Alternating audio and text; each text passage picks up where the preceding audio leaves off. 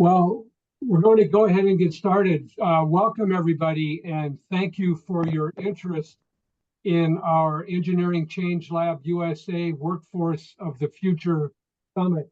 I want to extend a special welcome to those of you who are taking part in your first ECL event.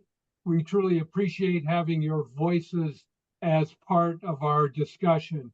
And welcome also to our provocateurs who will provide the stimulation for our discussion today. Last year, we updated our 5-year vision for Engineering Change Lab. And as part of that effort, we reiterated our commitment to our purpose to contribute to a resilient, thriving world by helping the engineering community reach its highest potential on behalf of society. Our vision for the next 5 years also includes 2 major goals. We hope to be widely recognized as an effective thought leader, resource, and catalyst for change within the engineering community, and we hope to build a sustainable core organization. With that in mind, we are grateful to those of you who are contributing to our work through service on our board of directors and our committees.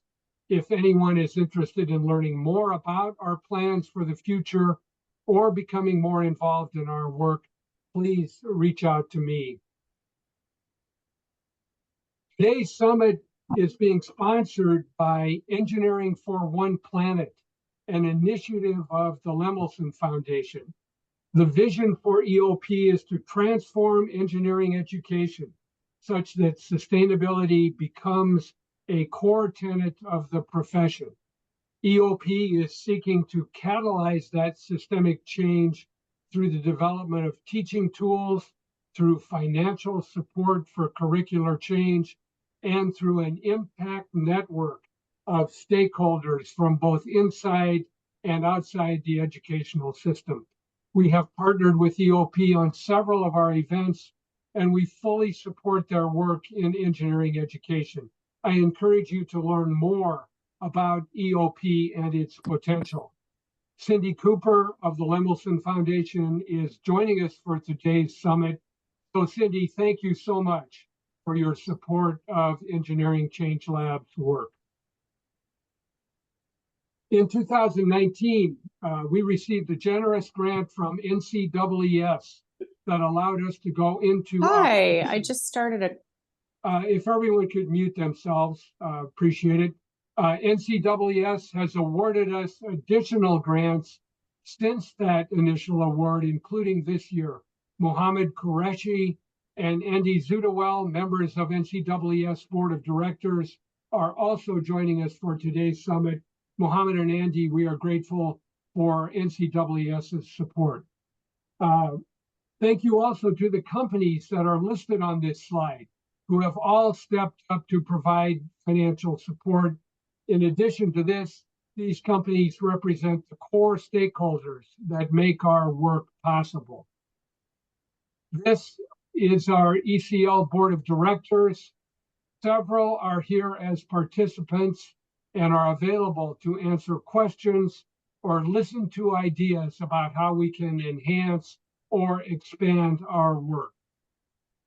And finally, before we get started, in September, we will hold our annual Engineering Ideas Institute at the Colorado Chautauqua in Boulder, Colorado.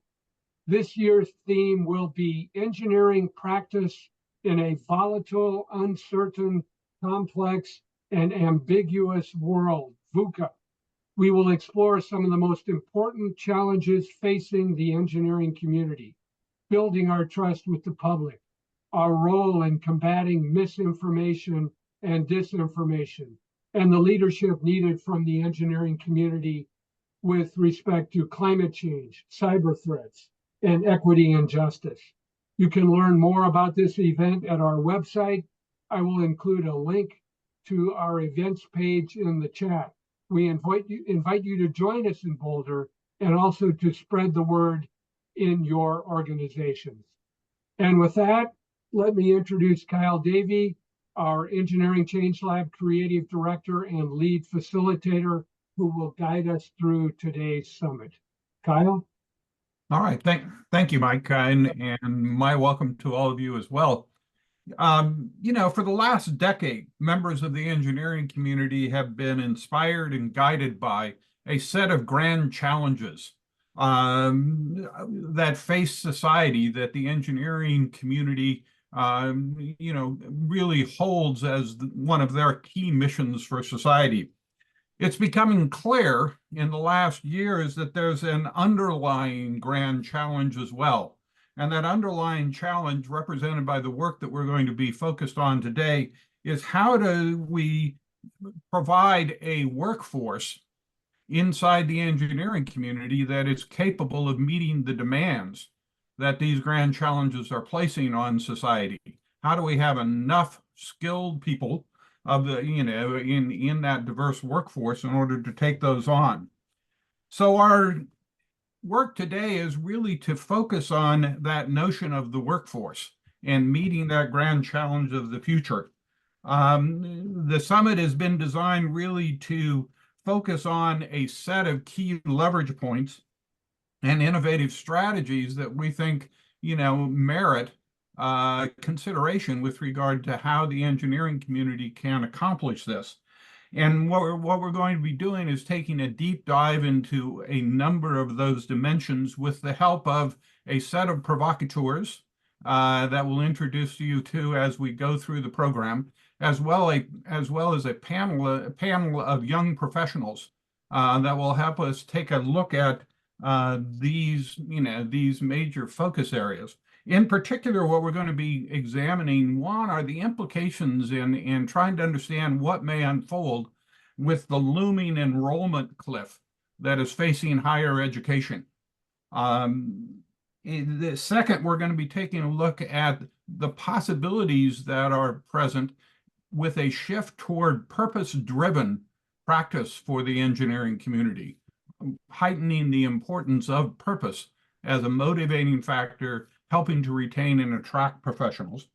And third, we want to examine how, leverage points for breaking through the ceiling that has been in place for 20 years with regard to attracting and retaining women and underrepresented minorities into engineering education as well as engineering practice. So those three particular leverage points will be the subject matter of the work that we're going to be doing. We'll do that, as I say, with the assistance of the provocateurs, who hopefully are bringing, their sensing, what they're noticing in the system that we're dealing with to the table, helping us open up the blinders that we all have with regard to how we see the world and the broader context of these key issues, as well as the panelists in terms of their perspective as young professionals coming into the system. And then the second thing we'll do, and which is really a heart piece of the Engineering Change Lab, is to leverage the genius of all the participants with regard to a set of exercises that are weaved into our program that will allow you to contribute as well to our thinking about these. So the program today will go through those three focus areas progressively. We'll have an opportunity to take a set of short breaks. There'll be a couple 10-minute breaks as well as a longer 15-minute break as we go through the program. As we mentioned in our emails, if you would pull up sort of two screens so that you have the Zoom screen on one side, but we will also be working with that Google Doc workbook that we sent you links to. And that Google Doc workbook both is the place that we can orient the discussion. It has the agenda as well as sort of a page-by-page, blow-by-blow description of what we're doing in the session, the prompts that we're using, the questions, but it also is the place that will serve in small group exercises as a shared flip chart, as if we were actually in person together and you were working in small groups around a flip chart. So if you can have both those documents open, that would be really helpful for the work that we're going to be doing. With that, I think we're probably ready to go. And what I want to do is introduce our first speaker, and that's Jenna Carpenter. And Jenna will help us frame the overall challenge facing, the future of the engineering community with respect to workforce. And we're really pleased to have Jenna with us to help us do that. Jenna is a leader in the engineering community in her work, both as the founding dean of Campbell University's engineering program, as an educator of longstanding inside the engineering community, as well as the immediate past president of ASEE. She's written, numerous articles and made numerous presentations, received honors and awards for her leadership in ASEE, as well as the broader engineering community, and with a particular focus on diversity and inclusion with respect to women and underrepresented minorities in this community. So with that, Jenna, I'm going to turn it over to you and let you sort of get us started with regard to your provocation. Thank you. And Jenna, you're muted right now. Thank you. Thank you. Give me a second while I get my PowerPoint ready to go. All right. Certainly is my honor and pleasure to be here this morning. So I'm going to talk about weaving students into engineering instead of weeding them out. So engineering education for the 21st century. And I want to start by talking about the gap. Now, what do I mean by the gap? Well, we're talking about workforce today. So really talking about the workforce gap. I serve on President Biden's National Infrastructure Advisory Council on expanding the workforce. I have seen more data about the workforce gap in the last 6 months than I could possibly describe. Here's just some key points. In the US, we need about 400,000 new engineers each year to fill the positions that we've got, retirement, growth, that sort of stuff. Last year, most recent year that we have full data, we only graduated 120,000. I would say worldwide last year, there were 600,000 engineers graduated. So that even puts it in more stark reality. We would need the bulk of the world's production of engineers just to meet workforce needs in the US. Not happening. About a third of engineering roles are going to go unfilled through at least 2030 because we don't have enough people to fill them. If you talk to global executives at about 92% of global companies worldwide, they say attracting and retaining talent is one of their top 3 priorities. U.S. Bureau of Labor Statistics projects growth in engineering. That's not a mystery. That's almost always the case through 2031, about 13% growth. So we have an enormous talent gap, far more positions than we can fill than we have any hope of filling. And this talent gap poses huge risk to us as a nation in terms of our economic competitiveness, our safety, our security, our ability to innovate and solve problems. In fact, the American Council of Engineering Companies says that talent scarcity is already impeding important work. If you're in industry, I don't have to tell you that, you know that. The other gap, as Kyle's already alluded to, is the demographic cliff. I don't know about you, but as an engineering dean at a private institution, I think about this like 5 times a day. Number of high school graduates in the US is going to peak in this next year because of a decline in the birth rate. We now estimate there'll be about 3.5 million high school graduates this next year. I will point out that is considerably less than what the U.S. Census Bureau predicted just 7 years ago in 2017. We do know that during the pandemic, thousands and thousands of K-12 kids simply evaporated, disappeared, never came back. So you can see what a huge impact that's already having on what was already a depressed number of graduates. So the peak is next fall. We literally jump off a cliff after that. High school graduation, number of students are going to shrink over the next 5 to 10 years. There'll be a little bump around 2033. It's going to shrink again by 2039. And according to the latest data, we won't have more than 4 million high school graduates for the rest of the century. That's 75 years with hundreds of thousands of fewer high school graduates every year. It's not a 3-alarm fire, it's a 10-alarm fire. On top of that, it's not a mystery. If you pay attention to the news, there's a lot of articles saying college is not worth it, it's too expensive. So we are seeing a decline in college going. in addition to the decline in the birth rate. If you look at this map, blue is bad. So if you're in a blue state, the bluer it is, the worse it is. Gray is kind of in between.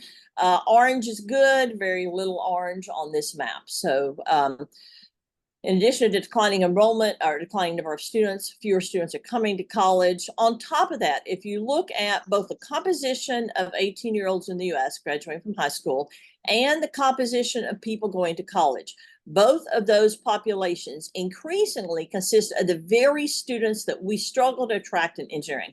By that, I mean women and racial and ethnic minorities. Women have outnumbered men in college 2 to 1 for at least a decade. On top of that, we're seeing declines in college going among the populations we typically attract, men and traditional age students. So that's only exacerbating the declining enrollment overall. Now, I know what you say. We've been working on this diversity problem for 2 to 3 decades. Surely we've made progress. The answer to that would be no. If you look at percentage of women in the engineering workforce in the US, in the last 30 years, it has grown by 3%.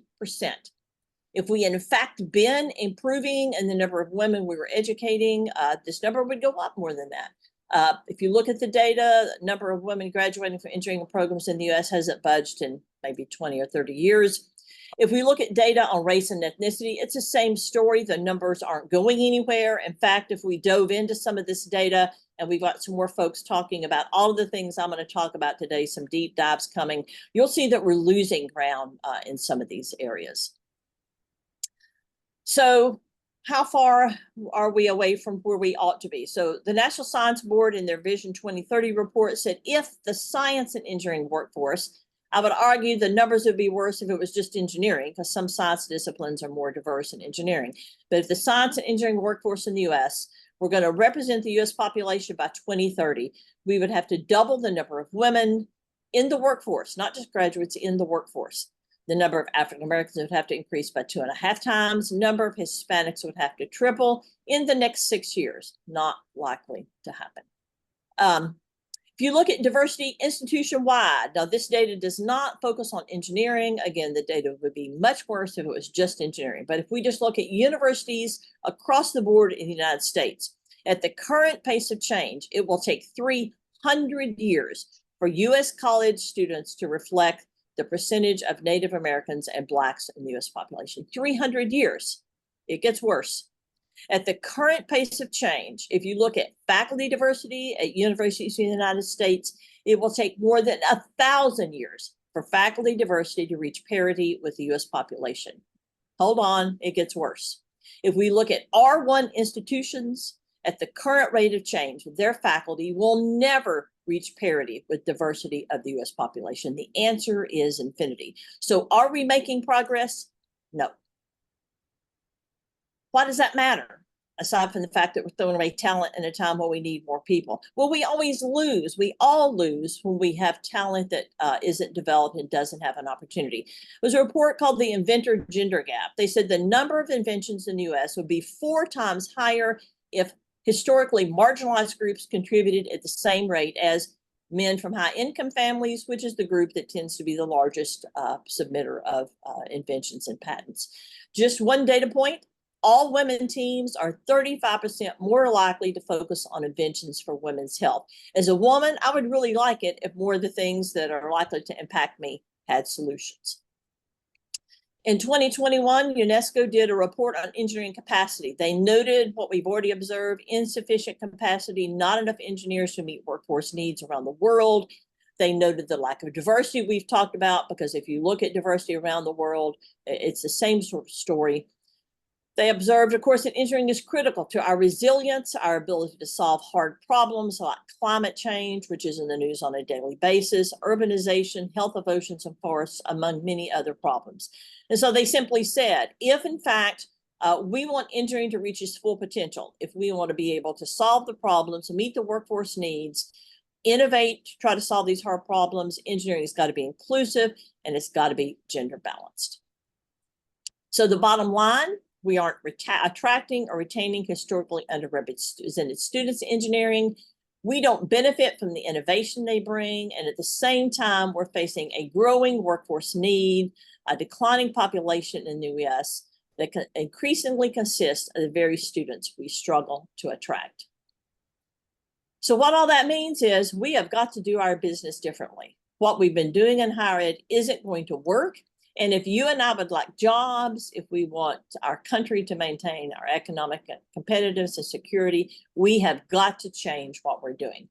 And I would argue that what we've got to do in engineering higher ed is to reframe the issue. We have to stop focusing on pre-college opportunity and start focusing on ability. So what do I mean by that? Well, for much of its history, it's not a mystery. If you're in engineering, you know this. Engineering has worked to weed out all but the perceived brightest and best, with the belief that the majority of students who wanted to make engineers simply didn't have what it takes to make it. And I'll observe that faculty also thought that somehow that they had some special skills and they could tell who had what it takes. Although if you've been teaching for any time, you realize that your ability to judge that is pretty poor. Now, I graduated from college a long time ago. Thank goodness in the ensuing years, we have broadened our view of what students have potential to become engineers.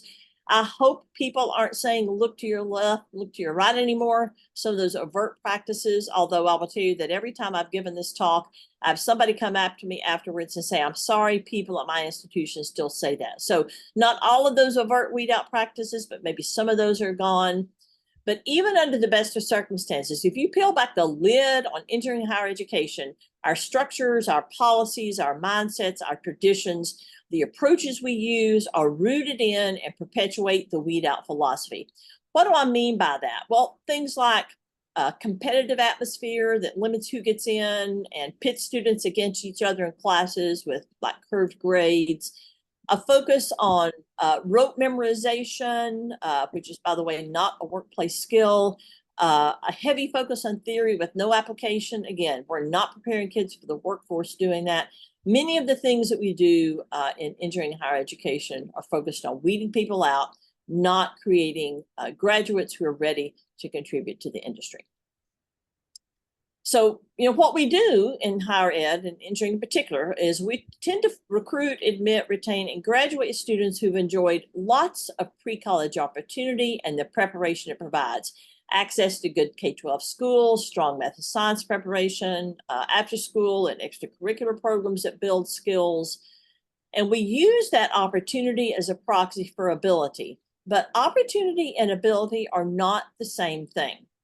That means we admit and graduate students that have medium to high opportunity and maybe average ability, kids with average to high ability that lack opportunity, poor students, rural students, first generation students. We don't even let them in the door. And of course, a kid that lacks opportunity often does so through no fault of their own. If I'm a rural, first gen, low socioeconomic kid, what the heck can I do about my lack of opportunity? Nothing. And of course, on top of that, historically underrepresented groups are more likely to lack opportunity because of things like implicit bias, stereotypes, societal norms and structures that either discourage them, think junior high girls, or filter them out of the opportunity pipelines, even when they might have a chance to do that. So we have got to change how we recruit, admit, educate, and graduate engineers. We've got to start focusing on nurturing every bit of interest we can possibly find in K-12 students. We've got to embrace the assets that they do bring with them instead of focusing on their deficits. We need personalized pathways, multiple on-ramps, so that students that have ability and interest in engineering, we can foster their success and their persistence instead of forcing their attrition.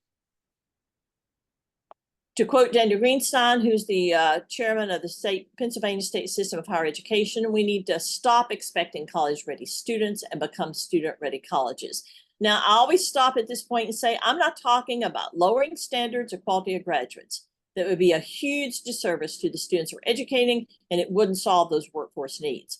What I'm talking about is setting appropriate, not unrealistic, not unnecessary expectations, and helping students meet expectations, instead of expecting them to walk in the door already possessing the knowledge, skills, and background required to do so. What we need to do is we need students who succeed because of what we're doing, not students who succeed in spite of what we do. Now, I know what you're saying, can't do that. Well, there are a huge range of ABET accredited programs. Quite a few folks on the call today have these programs that use a suite of evidence-based practices to recruit, admit, onboard, work on skill development, instruction, advising, and mentoring that educate a wide spectrum of students. My own institution, Campbell University, we do that. We're ABET accredited. We produce outstanding graduates who are industry ready. I will point out we've had multiple kids turn down MIT to come to our program, very hands-on, project-based, strong community. I've also had kids with no algebra in high school that get admitted. One of those kids now works at Boeing in R&D. He had ability, he just lacked opportunity. We focus on the FE exam, place a lot of focus on professional licensure. We have great pass rates. Our kids get jobs at all kinds of glammy companies. Half of my seniors had jobs in the middle of September last year. Our students get admitted to and graduate from prestigious R1 grad programs. In fact, all of our students who've gone to grad school outside of our 4+1 MBA program here at Campbell have all gone to R1 institutions. You can do this. The fact that we don't doesn't mean you can't. So the bottom line, reframing to focus on recruiting, admitting, retaining, teaching students, graduating students who have interest in ability in engineering, instead of those with pre-college opportunity, is absolutely essential if we're going to meet the workforce needs, maintain our economic status, solve current and urgent problems, and, by the way, keep our jobs, because if we don't have any students, we're not here. So the last thing I want to talk about very briefly is, so what do? What are research best practices that work? There are a lot of things you can do. Changing our messages about and images about what engineering is and who can do engineering is extremely important. We need targeted, appealing messages alongside profiles of people who look like students doing things they're interested in, because that can really spur interest in engineering among students, especially those that maybe don't really have a good feel for what engineering is. Other things that work, using a one-stop shop approach, holistic advising, wraparound support networks. Most of our institutions have a variety of services on campus, but students don't even know what's available. They don't know the people, they don't know how to find them, and so they fall through the cracks. We have a one-stop shop approach, a student success approach. You can go there if you're failing a class or don't have money to pay for school, or you got a roommate problem. It doesn't matter. Any issue you've got, you can come to us. We will connect you with the resources and help you solve that problem. So that helps us to retain kids we would lose otherwise. Other things, living learning communities. We have a very successful one for first-year students. Summer Bridge, Redshirt, and transfer programs to support kids maybe who aren't ready and who need support merging into a four-year program. Near-peer mentoring is simple to do, works really well. An asset instead of a deficit mindset. And then battling stereotype, threat, and implicit bias. Research shows that about 1/3 of women who graduated engineering never go to work in engineering because they've been exposed in class, in study groups, to bias and stereotypes to the point that they're like, I'm getting out of here. Engineering is not for me. We have to work on that intentionally. And then personalized tutoring that meets students where they are and help them get to where they need to be. A few more things. Again, we talked about lots of on-ramps and pathways. We engage students in engineering from day one. So sending kids across campus to take a remedial class doesn't work. Putting them through 2 years of gen eds before they see engineering doesn't work. You can teach engineering design to elementary kids. You can sure as heck teach it to your freshmen. So you need to engage them from day one. Again, we do a very hands-on project-based approach that works well. We work on skills training. Even sharp kids come in the door. They're not good at managing their time, organizing themselves. They're hesitant to ask questions or seek help. They may not have good study skills. They may not be good at disciplining themselves. They've got to know how to take ownership for their learning. We also let our students load the first semester because they're trying to figure all this stuff out. So we try to not drown them when they first get here. And then we work really hard on building engineering identity, sense of belonging, sense of community that helps students hang in there. So the bottom line, broadening access is critical to the future and resilience of engineering as a profession. It's also crucial to our nation and our success. We've got to stop filtering out kids for pre-college opportunity and preparation and start recruiting, admitting, and educating for ability and interest. It's high time we welcome our nation's diverse array of students, all of them, into engineering in large numbers and provide the support and thriving environments that empower them to become outstanding engineers. Thanks. All right, thanks, Jenna. Terrific start and framing to the work that we're going to be doing throughout the day.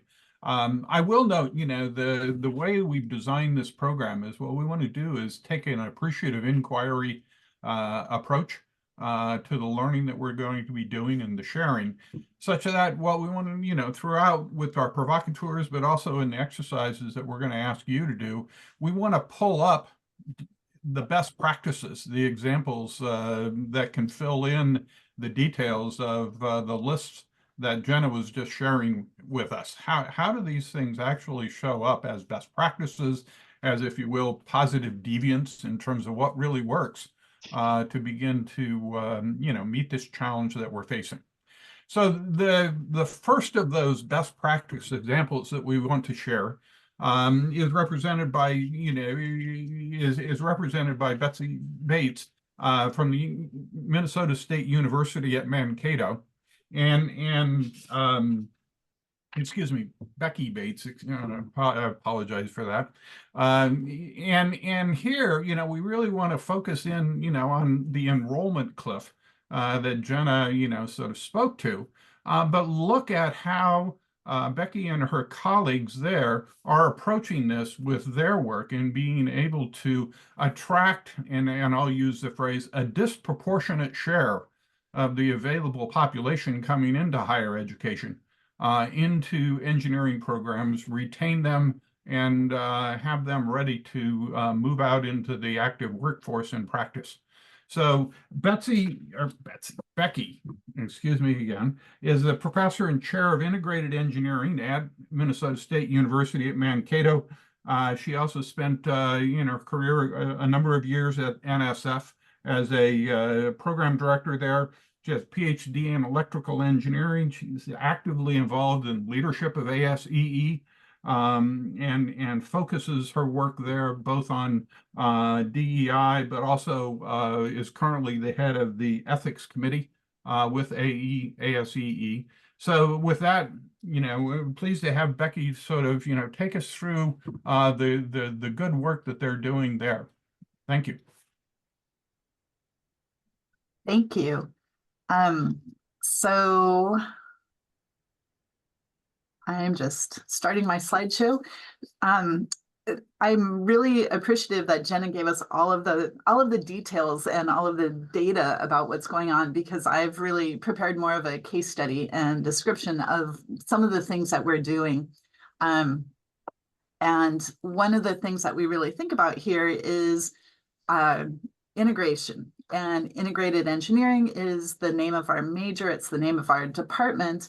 It's also something that we feel can really empower students to both, our program taglines are learn engineering by doing engineering and being the engineer you want to be. So this really ties into thinking about the whole student that's coming in to the program and to the profession of engineering. So that will come up over and over. Our university tagline is big ideas, real world thinking. And recently we just added the idea of inspired action. And in our programs, we really feel like one of the things that we're doing is actively implementing the kind of thinking that lets people do engineering well. So I'm going to start with a little bit of context and then talk about what we do to actually implement this. So the geographic context of where we are is Minnesota. Iron Range Engineering is in northern Minnesota, where the iron mines are, which is the industry that is driving some of the need for engineers in Minnesota. The university is in south central Minnesota, and Twin Cities Engineering is based in the metro area of Minneapolis and St. Paul, which has a really distinctly different industry context.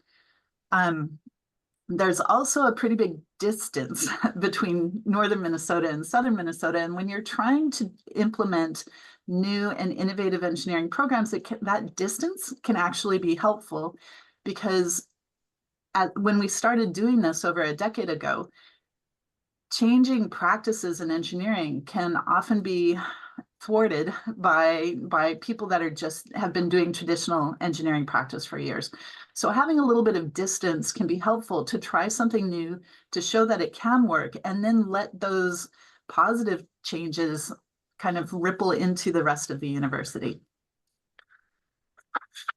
So I want to talk a little bit about some of the theory that underlies how we set up things. So what we really want to happen is we want students to be able to flourish in whatever they're doing.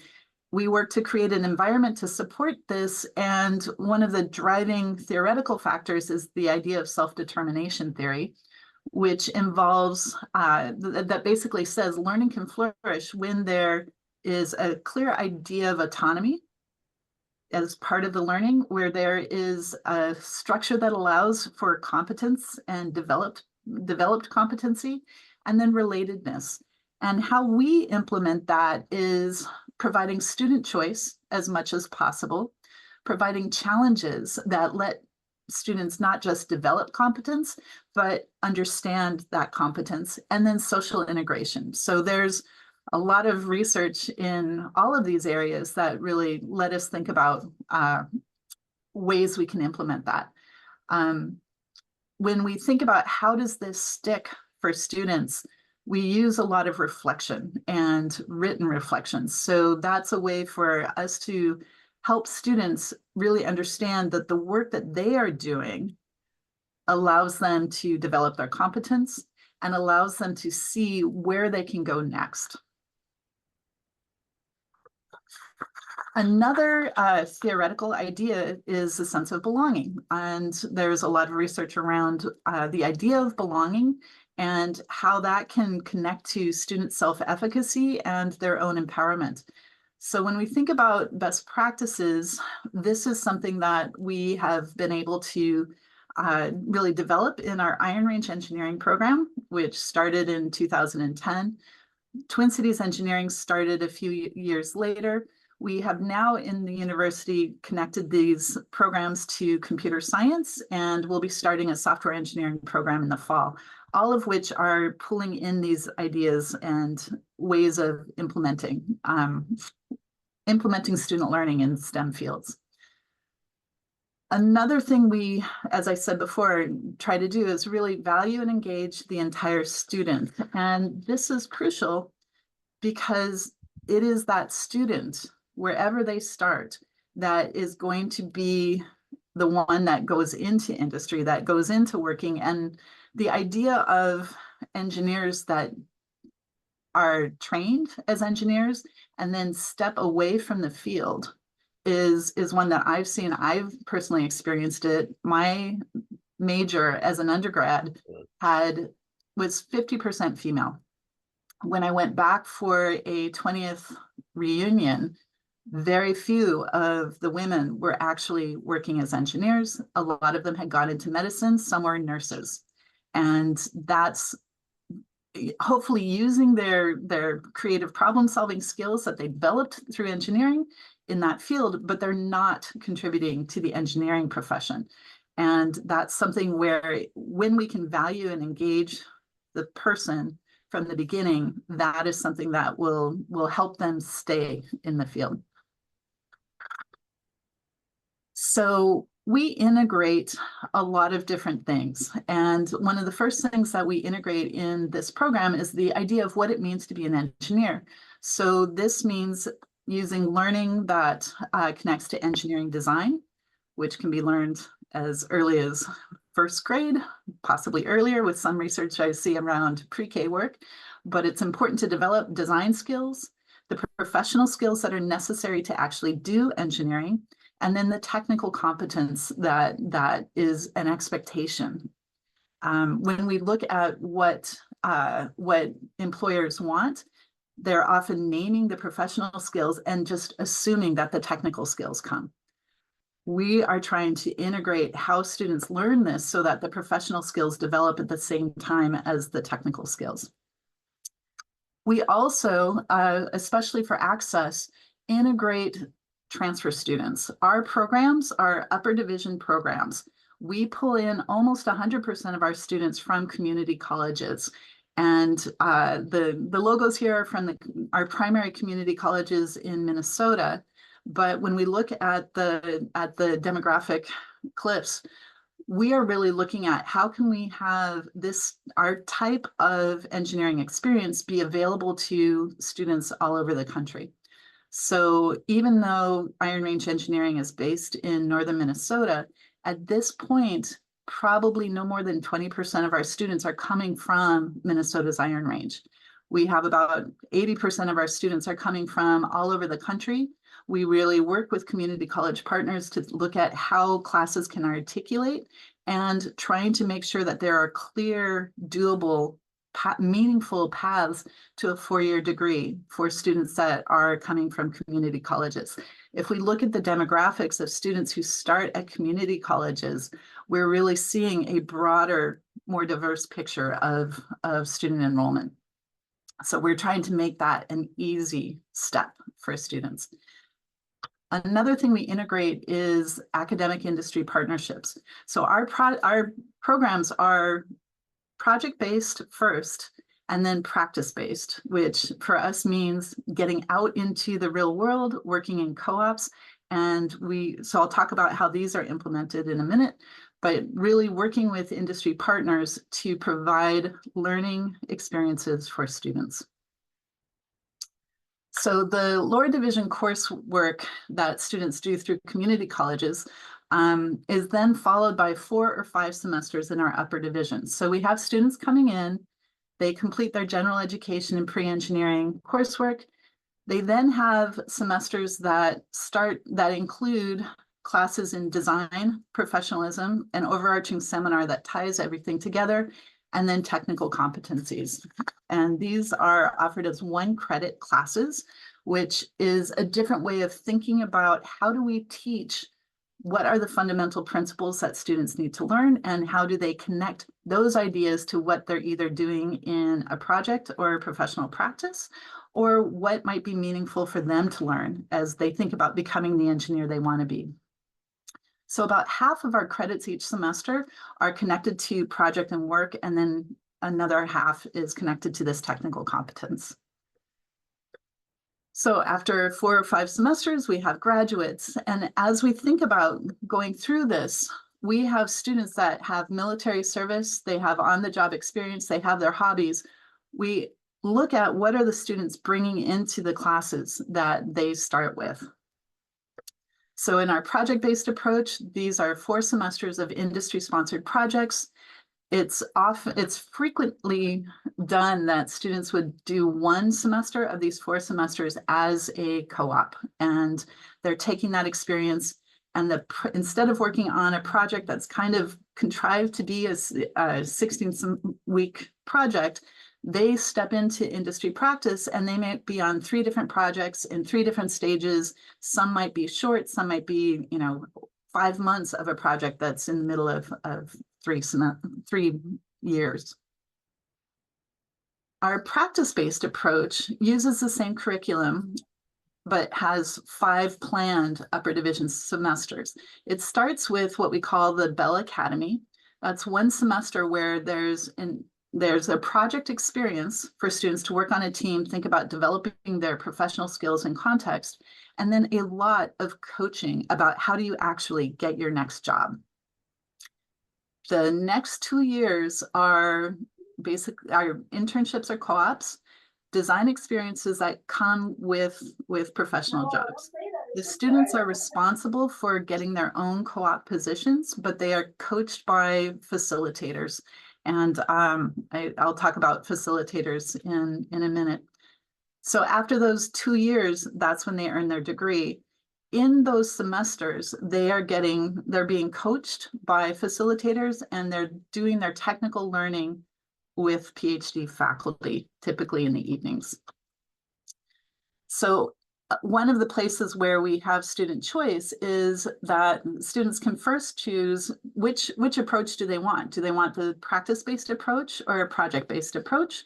They might choose a disciplinary focus area, and the way they would earn a focus area is by defining the credits that they take and in their technical competency, and doing at least 2 projects or at least 1 year working in the area of that focus.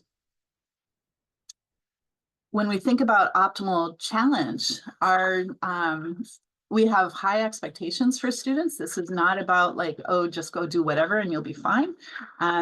We have oral exams for students. So we ask them to be able to speak about and name what it is they know and work through problems. So the pictures here show students who took a class on failure, designing for failure, and worked with a professional engineer who is an expert witness. So their oral exam was actually participating in mock trials and presenting information and then defending it when questioned by lawyers who were standing in and practicing themselves for building for cases. The picture in the bottom left is of a student who just answered some questions about fundamental principles in almost, well, it was basically a big exam day where students had to go through and answer questions about all of the different fundamental principles for different engineering topics. When we talk about social integration, we have a lot of activities that let students connect what they're learning to how they're interacting with each other.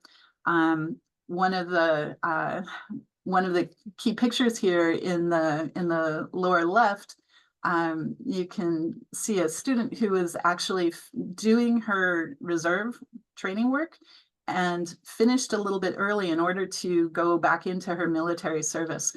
And so other students were learning about how she balanced that, and some of the faculty were able to go up in a helicopter ride with her, which was a thrill for them.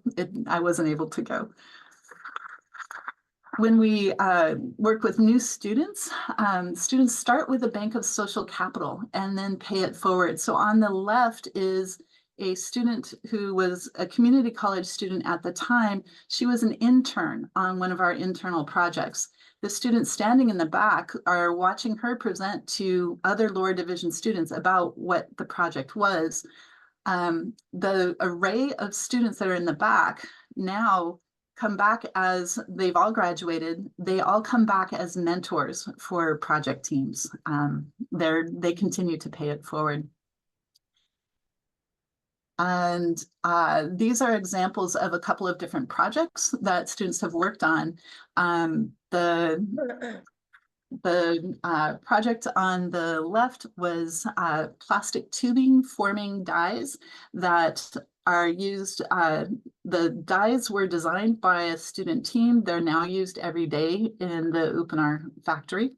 The student team on the right are students that were working on a project that was supported by 3M to evaluate the effectiveness of masks on aerosolized compounds.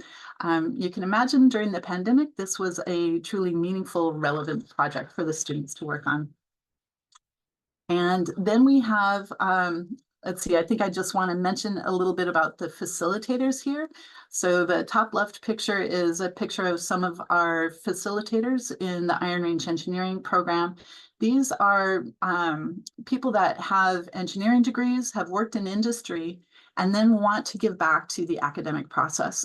And these are people that are then coaching our students who are out on co-ops on the design practices, the professional practices. How do you talk to a manager? How do you communicate things? How do you organize your time?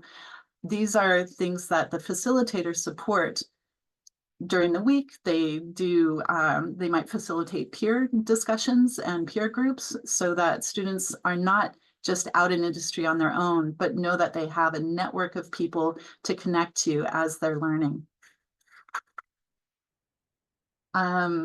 So this is rippled out to the university. These are things that we see having an impact on what is happening as our university thinks about how do we address issues of diversity and equity. There's a larger university push to really think about how do we support transfer students who are coming from community colleges. And I want to give, before I close on this case study, I want to give a quick plug for the Engineering Mindset Report, a vision for change in undergraduate engineering and engineering technology education. This is being published and made available this month. It's been sponsored by ASEE and the National Academy of Engineering. The working team has been led by Gary Bertolini and Cheryl Sorby. We have been working on this for quite a few years, and there's a follow-up team right now working on a blueprint for ways to implement the recommended changes. So Iron Range Engineering and Twin Cities Engineering are case studies in this, as well as many of the other programs you might hear about, thinking about how do we have flexible program structures, how do we implement good pedagogy, how do we think about accessible and diverse engineering education, and how do we really think about things like partnerships and mindset that really let us show that a broader range of people can be engineers than what we often think about. So that's a case that I wanted to present. I'm really looking forward to the conversation today, and also looking forward to hearing what Olga has to say next. All right. Thank you, Becky. I think one of the things that particularly stands out for me in Becky's sort of case study and the work that she and her colleagues are doing there is, she used the phrase treating the whole person. And how inside the educational experience that there's that emphasis on the whole person. And I think that's one of the keys with regard to Jenna's concept of weaving in is how do you sort of look at the whole person, the individual, and what they're about, and address them from that perspective. So with that said, I want to move on to the next of our speakers about this notion of best practices, innovative strategies to deal with this enrollment cliff, to deal with the looming challenge of this workforce, having enough people in this workforce of the future. And our next speaker is Olga Pirakos. And Olga is currently, she just recently joined NSF as their STEM education program director, but she is also both a professor, but more particularly the founding chair of Wake Forest University's engineering program. She is a biomedical engineer by training and by PhD. But is actively evolved again in terms of ASEE and other sort of advanced thinking about the educational process for engineers. So with that, I'll turn it over to Olga. Thank you. Thank you so much, Kyle. And just to frame it up, Kyle asked me to think beyond just Wake Forest Engineering, so that's the direction I will take. Can you guys hear me okay? Olga, it's a little bit echoey. I'm not quite sure. Let me see something. Is this better? Yes, I think so. Okay, good. I'm glad we figured that out. Well, Jenna and Becky did a beautiful job. Some of the themes that they talked about will come through as well in my presentation, and I'm share that. And just to give a shout out before I get started, one of the Wake Forest Engineering alums, Andrew Russ, is also presenting later. So I'm really proud of that. Can you see my slides? Yes. There's a couple of things that connects the stories that Jenna and Becky and I are sharing with you. For one, it's interesting that we're higher education leaders, and we've all three led brand new engineering programs, and we're all women. That's one thing. But the other thing that you may not realize is also a theme that connects the ways that we have led these programs, is that all three of us are NSF-funded PIs that have invested time to do STEM education. So you heard constructs like belonging, constructs like self-determination theory, motivation, pedagogies, right? That has grounded our work and it has informed the way that we have built brand new engineering programs. The other thing I want to say with that is that these are strategies that indeed should be applied to established engineering programs.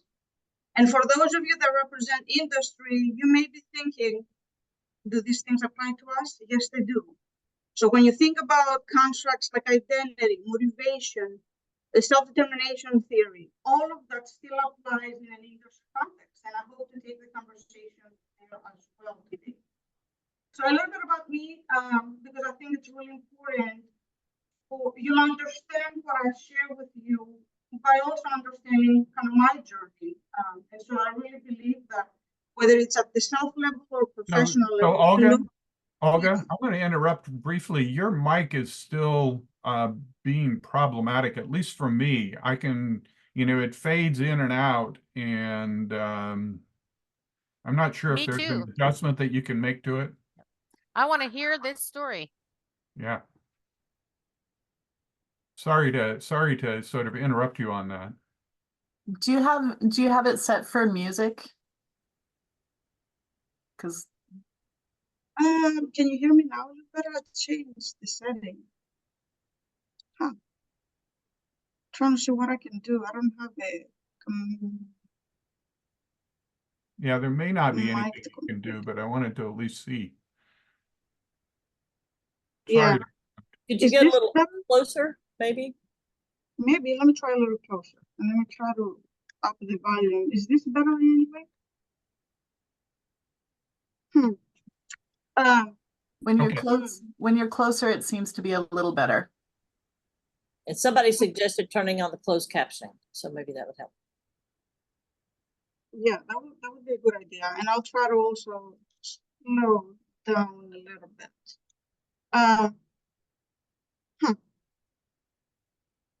Okay. Okay, So we'll try. I'll try to be really close to this. Hold on a second. So I'm a first generation college student, an engineer. I consider myself an interdisciplinary engineer, an engineering education scholar. I've been a founding faculty of 2 brand new engineering programs and played a critical role as an academic leader in higher education. With that, I was born in Sparta, Greece, and moved to the US in 5th grade, and so I've navigated middle school, high school in Virginia, and then navigated 11 years of traditional engineering education at Virginia Tech, going through mechanical engineering, aerospace, biomedical, and engineering education. And so I did that intentionally because I wanted to understand our profession better. And so those experiences helped me immensely as I moved on to do my work as an engineer, but also as an educator. As an interdisciplinary engineer, I was trained by aerospace engineers and applied that knowledge in biomedical engineering contexts.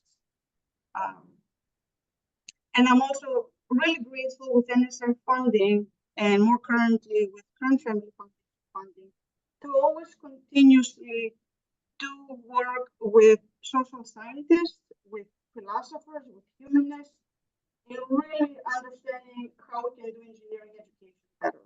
So I've studied constructs like identity, innovative pedagogies, and even more recently, still leading an effort at Wake Forest to educate the whole engineer by bringing both technical competencies and character across our curriculum. And so that will always be a part of me, and I will continue to sort of find innovative ways to do engineering education better.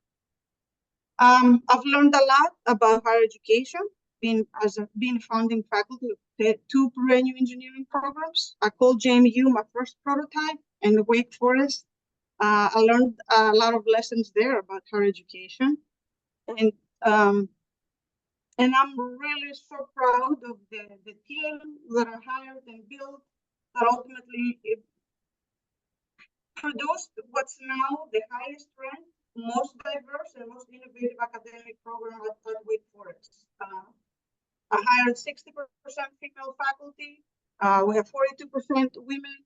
And so the point being that when we do apply what we learn to research, especially STEM education research, the impacts are truly impactful. And then I've also been at the National Science Foundation. This is my second rotation. So I go from the weeds of building new programs to stepping back and looking at the national landscape and thinking beyond just one institution.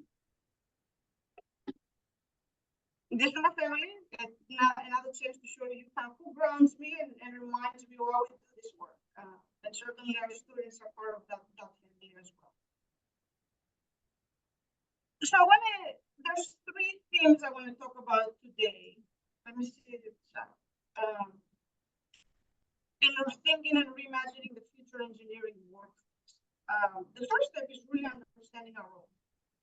The second is understanding the current state. And some of those things Jenna and Becky have talked about, and so I'll try to go quickly through those. And then as to provoke and the thinking, I want us to put forward what a new future for the profession could look like.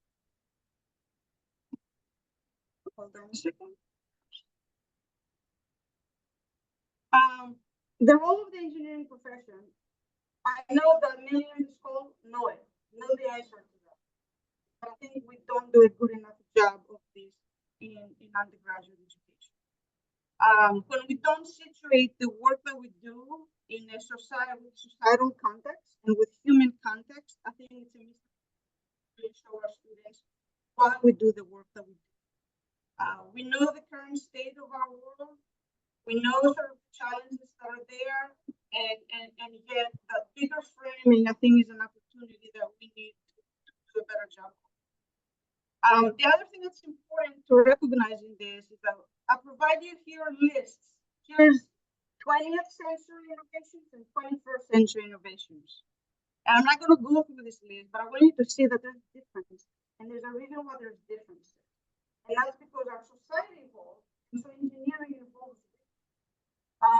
And yet, our education system remains the same. And so we think that the same way we've educated engineers is the way that we need to continue, and that's not the case.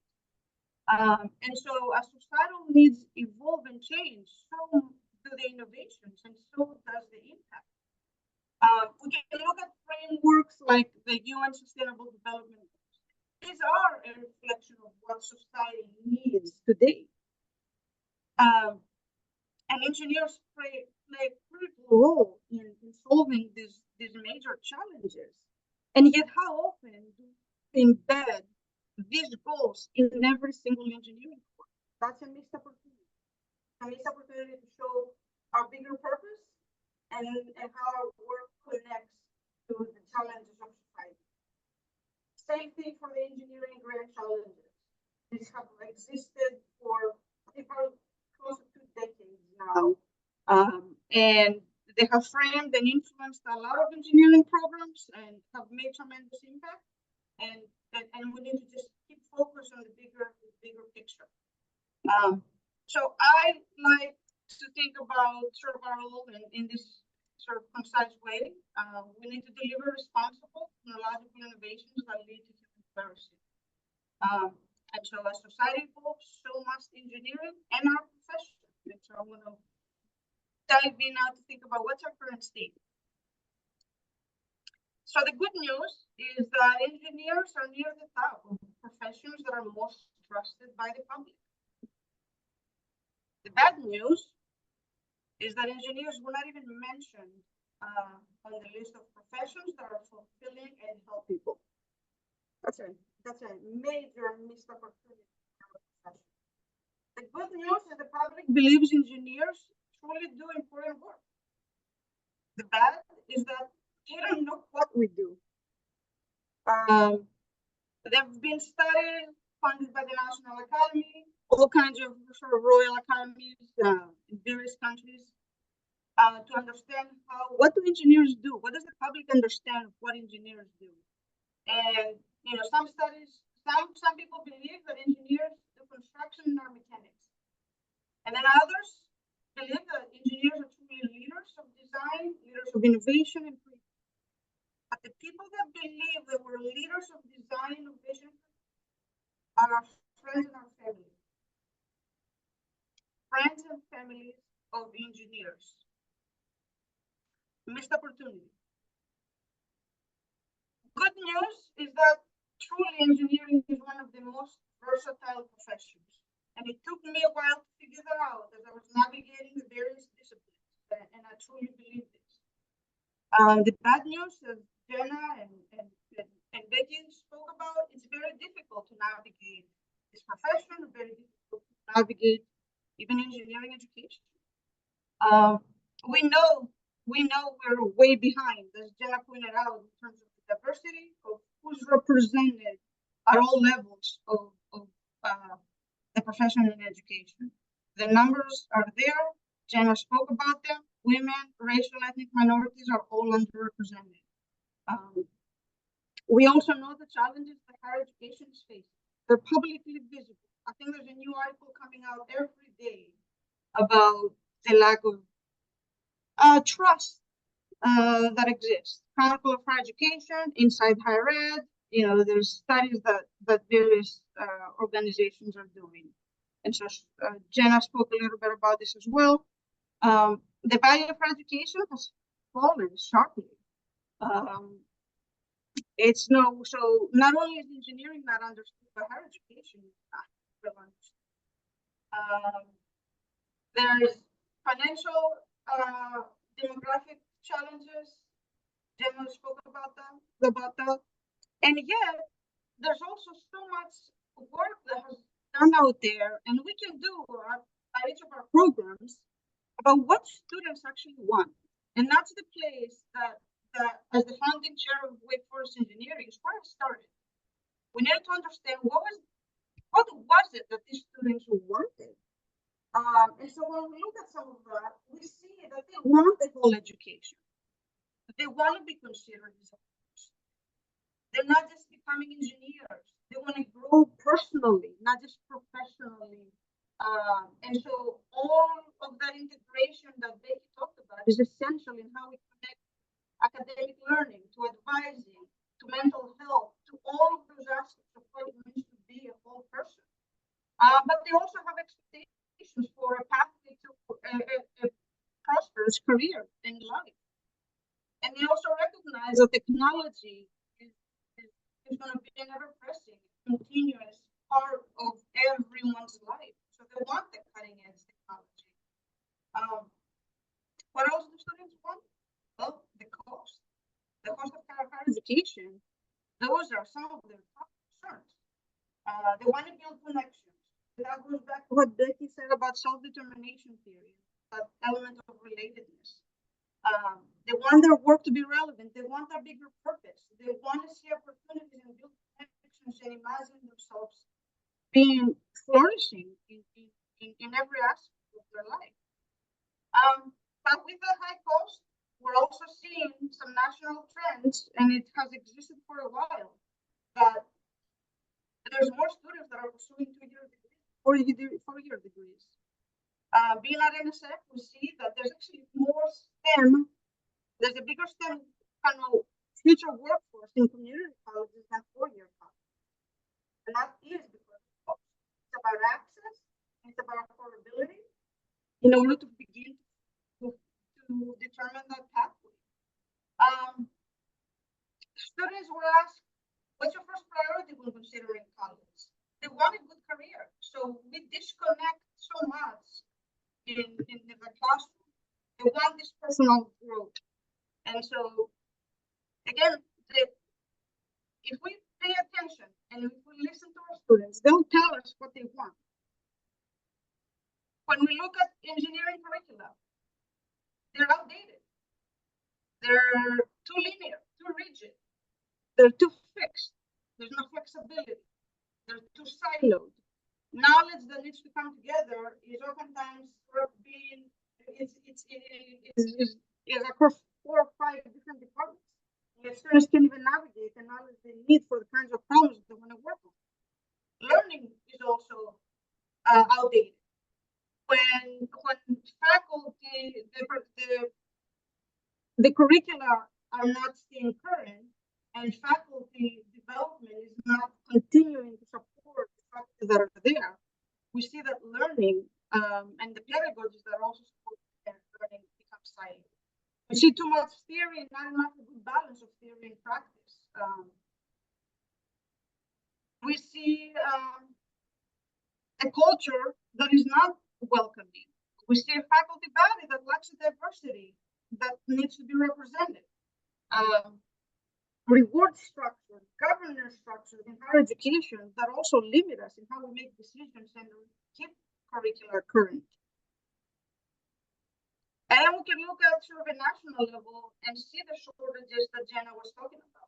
The STEM workforce is only 24% of the workforce.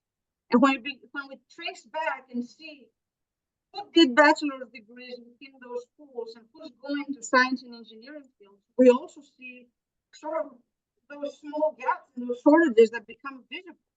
So many students that leave STEM disciplines and engineering disciplines. And so all these things that have come up apply to leadership.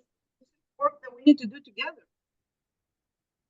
And so imagining a future for our profession looks different. I think we need to recognize that the engineering journeys are diverse and the destinations are many. I mean, just if we were to poll everyone here, we would see that. And yet we give such rigid pathways to our students and don't show them the opportunities that are there and allow them to have choice in how they navigate the professional roles and positions. We know that the average engineer or the average, right, will have 10 jobs by the age of 40. The average engineer will stay in one position 5 years or less and move around. That is the journey of an engineer. We certainly see demands of the engineering professionals across industries. And we also now see, being at a federal agency, there's federal investments that are coming down that are going to continuously impact and make that shortage gap even bigger. And this is absolutely linked to our global competitiveness, security. There's industries that are emerging that have no place in our curriculum, don't exist. Where will students learn about this emerging field? Our curricula are fixed and can be modified. And this, I'm just showing you what the federal government has invested just in the last year in terms of building technology. So millions have been invested in building out technology hubs through the EDA, Economic Development Administration. So you can see here the kinds of technology hubs that are being invested across our nation and the diversity. Are students prepared to be part of these innovation ecosystems? The same thing for NSF. NSF funded 10 inaugural innovation engines across really diverse technology areas, and each one receiving $15 million just for 5 years, with the opportunity to receive up to $160 million over the next 10 years. This will transform the nation. And so technology engineering is not going away. We just need to prepare the workforce. And so this is where I think we need to rethink who is part of the profession. We need to make clear what the distinctions and competencies are. Engineers clearly are part of it. Technology should be, technicians should be, applied scientists, other practitioners. Again, if we stay focused and thinking about who are the professionals that deliver responsible technological innovations to lead to human flourishing, that's who should be included. Showing up to a university that had no engineering presence. The biggest champions I found were engineers in the medical school, in the law school, in the business school. These are undergraduate engineers who took a different path. They're still part of our community, and we should treat them in that way. engineers can make huge impact in the healthcare industry, huge impact in absolutely every industry. And so we should not feel bad when our students don't actually go to a traditional engineering job. What we need to do is actually ensure that they feel that they're still part of our community. That's, I think, our challenge that we have. We need to rethink the pathways. If more and more students would actually start at the community college, where are those pathways through certificate programs, 2-year degrees, to actually become eventually a licensed professional engineer? We should build those pathways. And if you have those ideas, I would say reach out to me and let's talk about that from an NSF funding point of view, because those are the things that we need to be investing in order to learn from that. First, what pathways are working, which ones are not. This also means that we need to rethink engineering certificates, exams, licensure. We also need to rethink accreditation. Accreditation plays a role too, and I'm an ABET commissioner. I think we need to unite our professions. We're so divided. And I know that was the nature of sort of the evolving profession, but we have so many engineering professions that should be talking and they're not. I'm not sure where we come together to make that work important and impact. So we need partnerships in ways that we haven't done yet, and in more authentic partnerships. We need to unite and be more inclusive of anyone that considers themselves part of this engineering ecosystem and a part of this engineering professional ecosystem.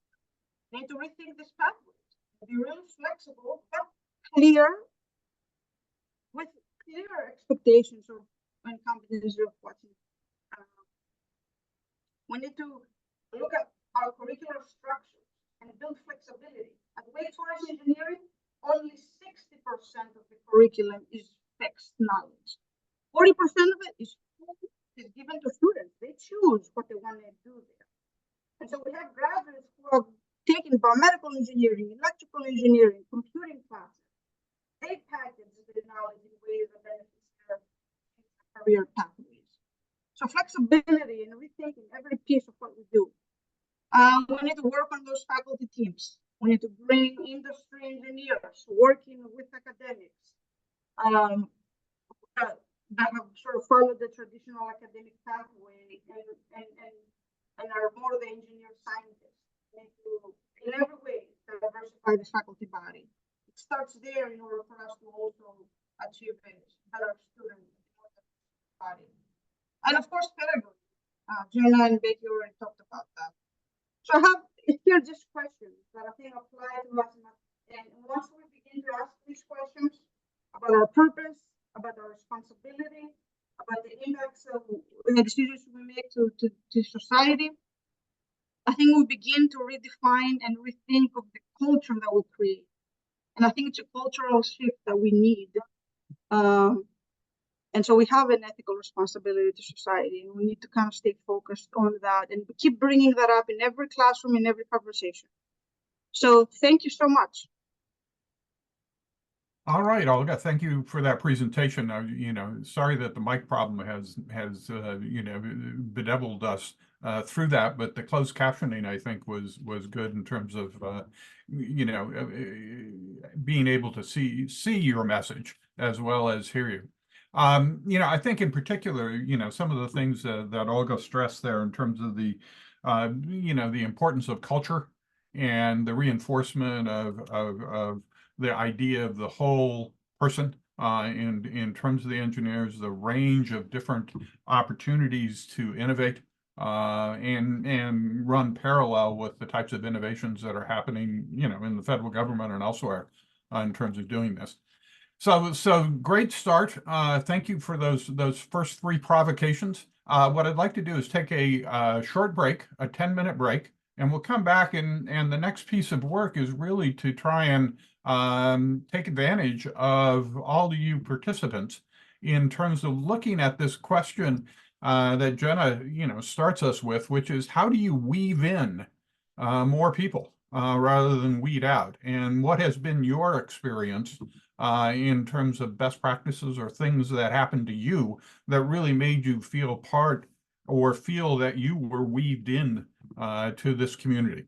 So with that, let's take a 10-minute break. We'll come back and then I'll give you the instructions and move us into the exercise. Thank you.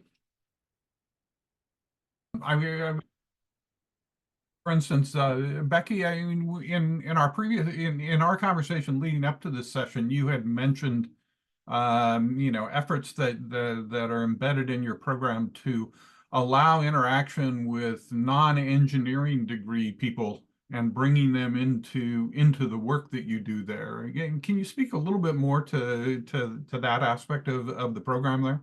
Are you talking about the certificates and minors that I Yeah, talked the about? certificates, or particularly you were talking about, people from other other degree programs that were, allowed to come into the project work and other things that you're doing there that Right. has that Yeah. sense. Yeah, so one of the things that we have is a minor in what we call technical integration and design, that students in marketing and business or technical communication or communication studies or chemistry could come in and be part of a project. They take basically a 1 semester load to get a minor, and are embedded in the project work. Engineers then actually get the experience of working with non-engineers. So we often talk about interdisciplinary team experiences. And what that often is in practice is you might have an electrical engineer and a mechanical engineer working on the same team.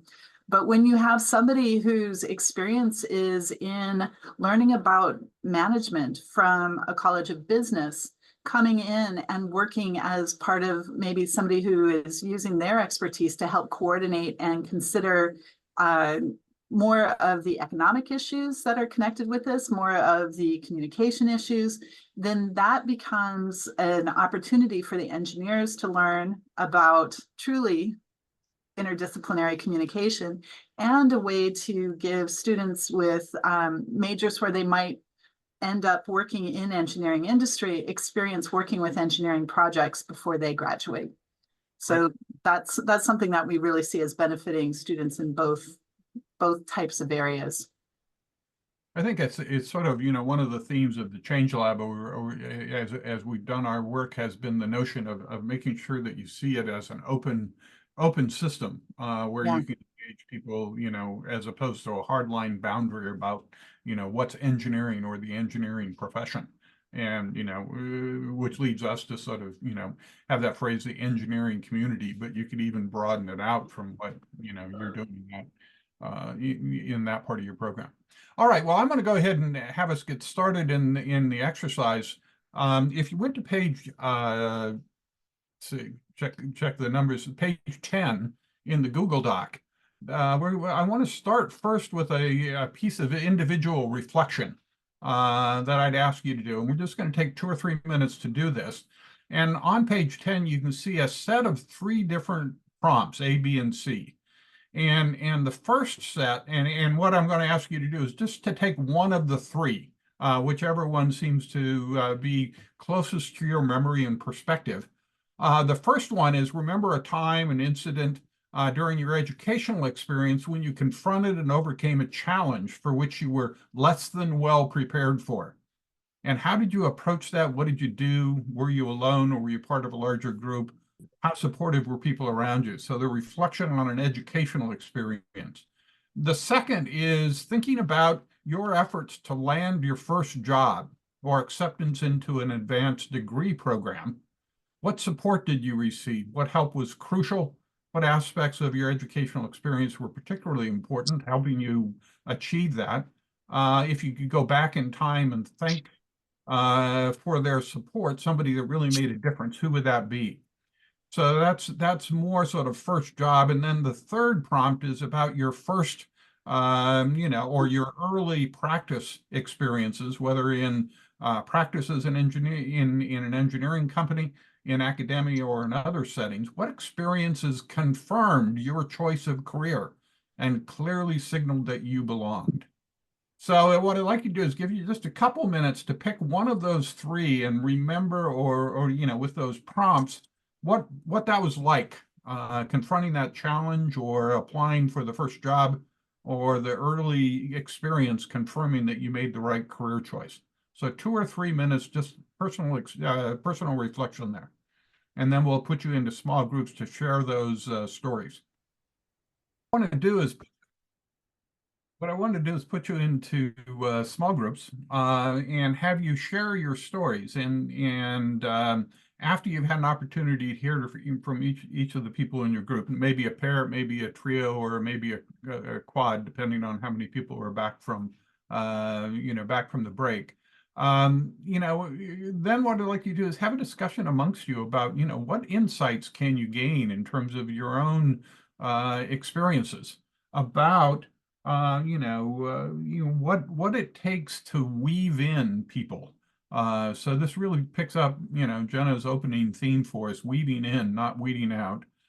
Based on those experiences, whether it's in education or the first job or in early years of practice, what is it about your own experiences that really weaved you in, and what can we learn from those that can complement the insights that we were given by our first provocateurs? All right, so when you go into your small groups, you'll notice that in the workbook, the first step is really to introduce yourselves, to have somebody, and then to designate some small group roles. So somebody to be the discussion leader, a recorder who will work with the Google Doc workbook, and then a timekeeper, in terms of pacing the work. With regard to the Google Doc workbook, you'll notice that each of the groups will be given a specific page. So there'll be a page for each of the groups, and that's where you can record. The recorder can, paste the work, the reflections that are coming up from the different people. All right.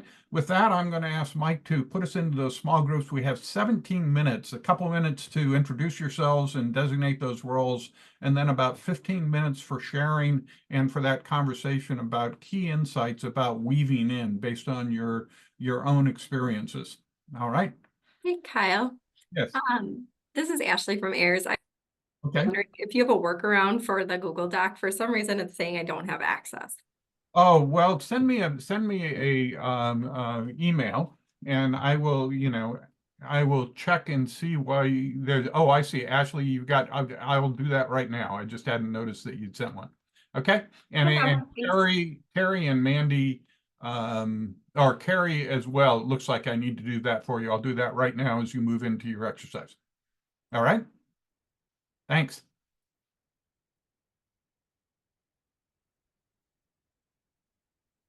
Thanks for those.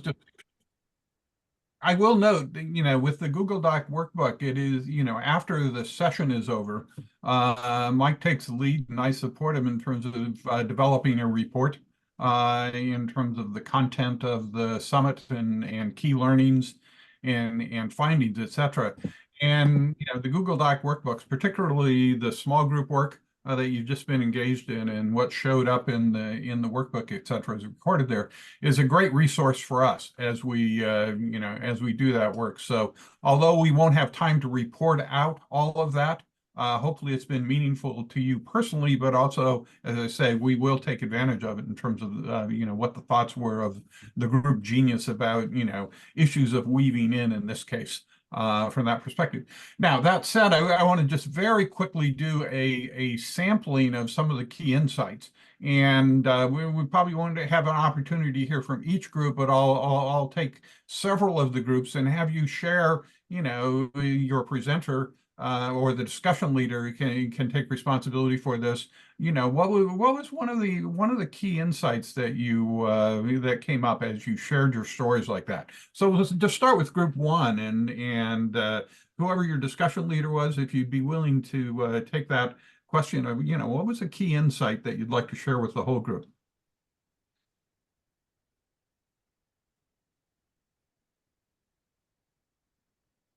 I can share. We were a group 10. Oh, so start one there. theme. Oh, sorry. No, go ahead. Let's do that.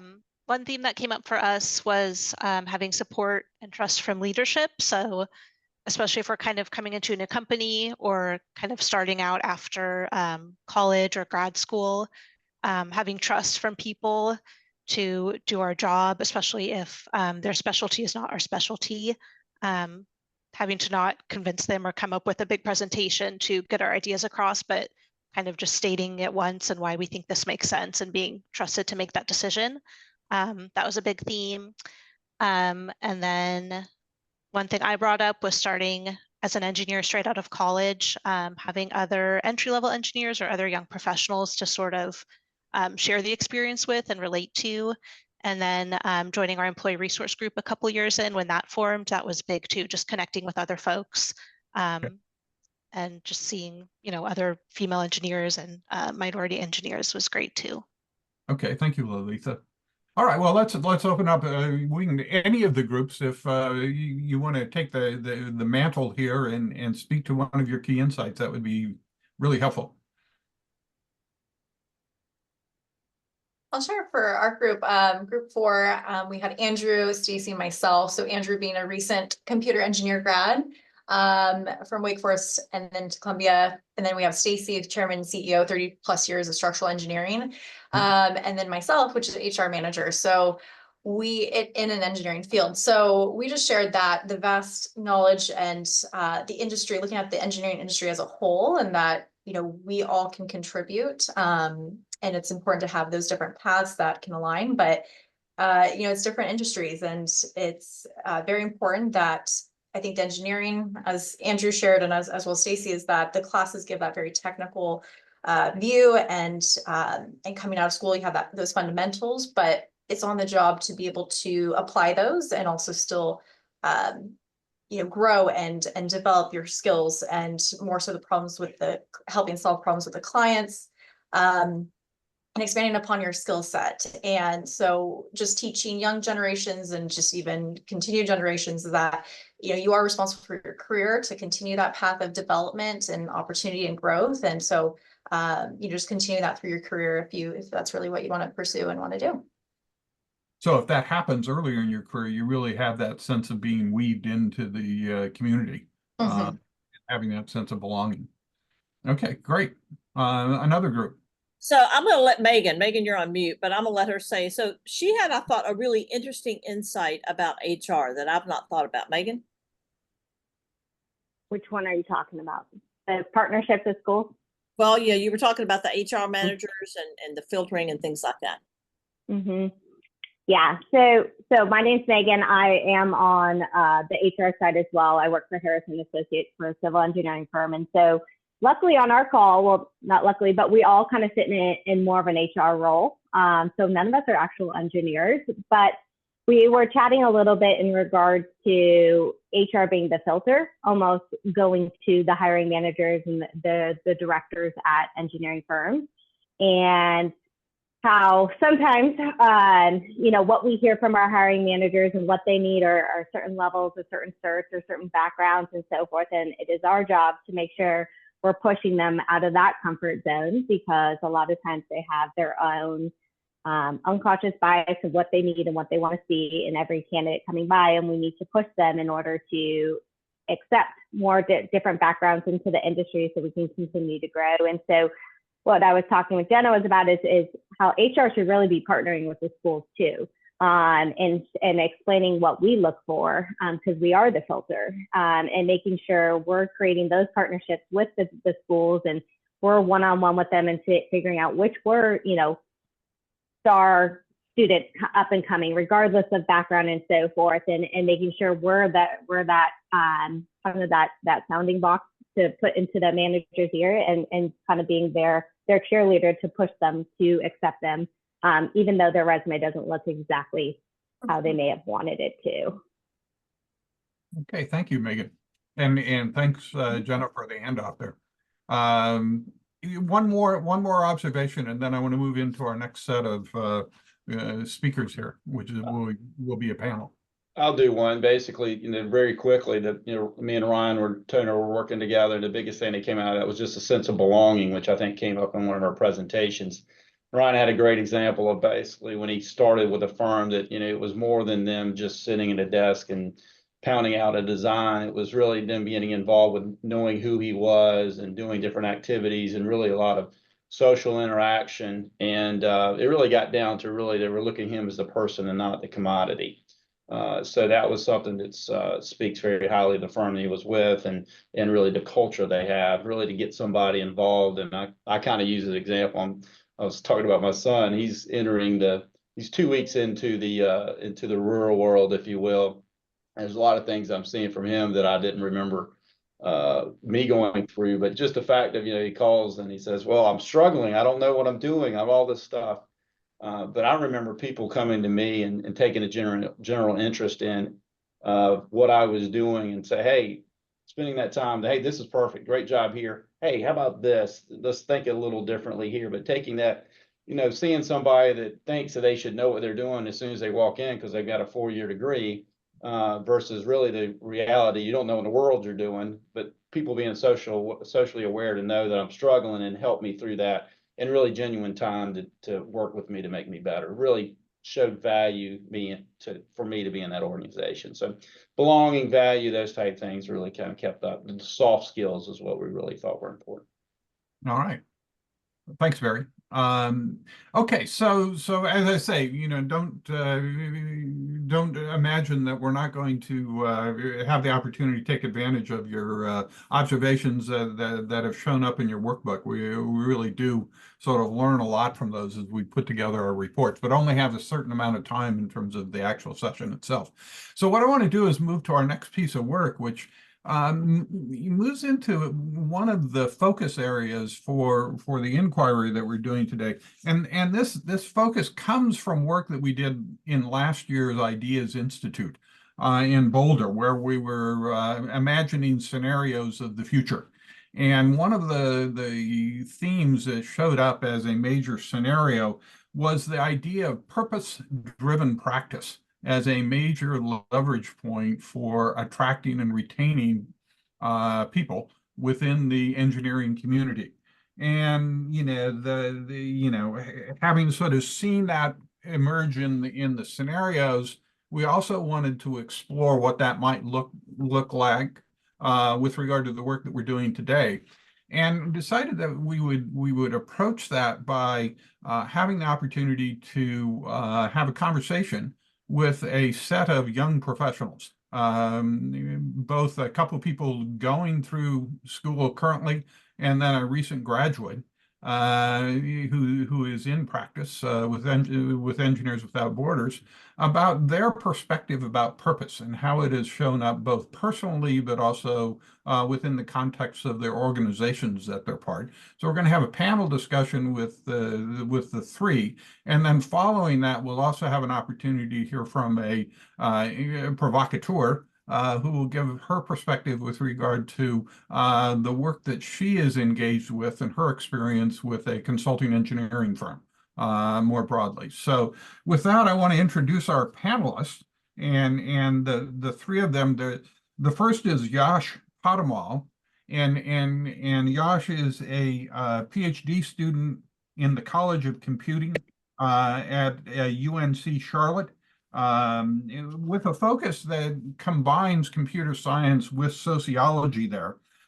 He has also been actively involved with a number of other, if you will, nonprofit social entrepreneuring efforts, including the technical focal point for the UN major group for children and youth, which is really engaging young people across the globe in the work of the UN and thinking about technology with regard to that, and as well the sort of general secretary of the World Student Platform for Engineering Education and Development. So as a student, nevertheless actively involved in other global operations.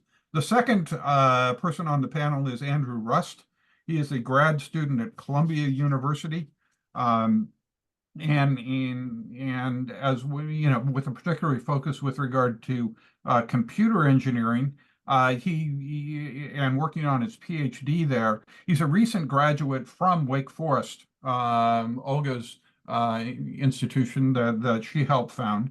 But beyond the educational experience, again, he's been involved sort of as well as a social entrepreneur, setting up his own organization called Bite Size Learning, which is a tech startup that's focused on children in sort of the ages 8 through 18 with regard to their educational experience.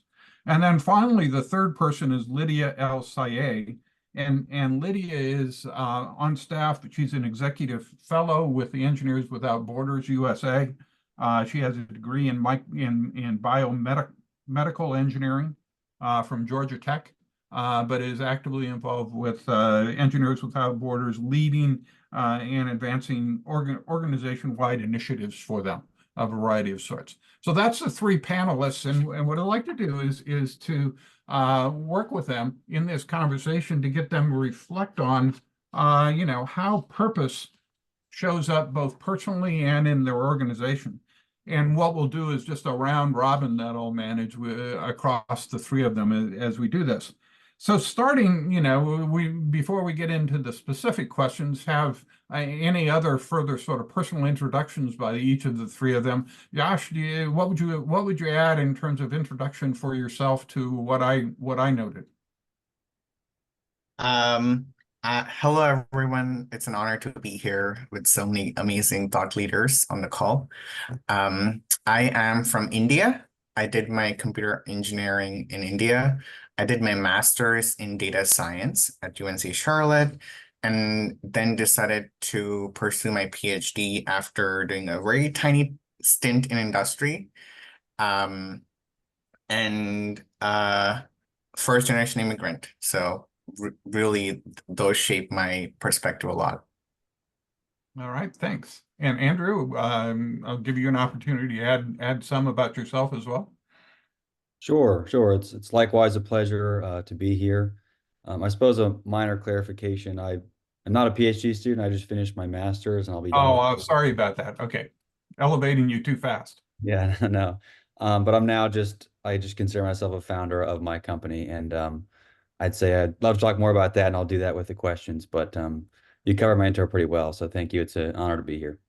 Okay. And Lydia? Yeah, thank you guys for having me here. I'm lucky to be hearing from and learning from so many great minds in thinking about the larger scale of engineering and engineering education. And yeah, I got into engineering because I really care about people's experience of their daily lives and the medical challenges that they face. And so, but what's been enlightening working for Engineers Without Borders is that, when we work together, we can sort of be a movement. And so I've gotten this perspective of what, and a pulse on what volunteers and people, especially at the student level, care about. And especially I'm so glad this panel exists for purpose-driven engineering and purpose-driven practice, because I think that's what makes or draws a lot of people to engineering. It drew me, certainly, the impact that we could have. Yeah, thanks. I like talking more. Okay, so actually, let's start there, and Lydia, just stick with you for a moment. I mean, speak more about how purpose has helped shape your personal choices with regard to education and practice. Your choices about what or the path that has taken to you to the Engineers Without Borders, etc. Certainly. So I began at Georgia Tech because I enjoyed solving small problems and had this kind of tick for there's these really big medical challenges that people are experiencing, and not just medical, but social, political, economic challenges, and I wanted to find a way to tackle them, and engineering felt like a start, and I didn't know if I would get all the way there. And so continuing down this path, I think what Georgia Tech really equips people for, or I'm speaking specifically about my program, is is getting to know the different engineering languages and also getting to work on that cutting edge. We're all about creating the next. And I started to explore like interactions with public health and take working at NGOs that don't necessarily employ engineers, like the Carter Center or Task Force for Global Health, and trying to bring or bridge engineering skills and problem-solving tactics to these big challenges that don't have a lot of engineers speaking or working or designing in those spaces and on those problems. I think more and more like the arc is bending that way, but I think that there's in my cohort and in the people that I get to talk to, especially through Engineers Without Borders USA, students are itching for that impact and industries, whether it's international development or public health, or otherwise, or even engineering aren't always having the space for engineers or aren't ready to recognize that engineers are will help and can. And that might not be the case across the board, but that's what I was discovering. And so Engineers Without Borders was the place where I kind of saw things coming together, where you can have that amplified impact. You might be working on a structure or sanitation infrastructure or water delivery system, but there are public health ramifications, and there's it's like more economic leisure time to grow and when you have less time to gather water. And so just there's these impacts that go beyond just the what people think that engineering is limited to, and I don't mean people in this room, but I mean outside. So yeah, I could go on forever about what excites me there, but yeah, I felt like this place where I work is kind of the intersection of engineering and impact, and I hope that it ripples or rubs off on peers. So that purpose really expressed in the impact that you're seeing or experiencing, or the possibilities there. So let's say, Yash, I'm curious about your experience, how purpose has helped shape choices you've made.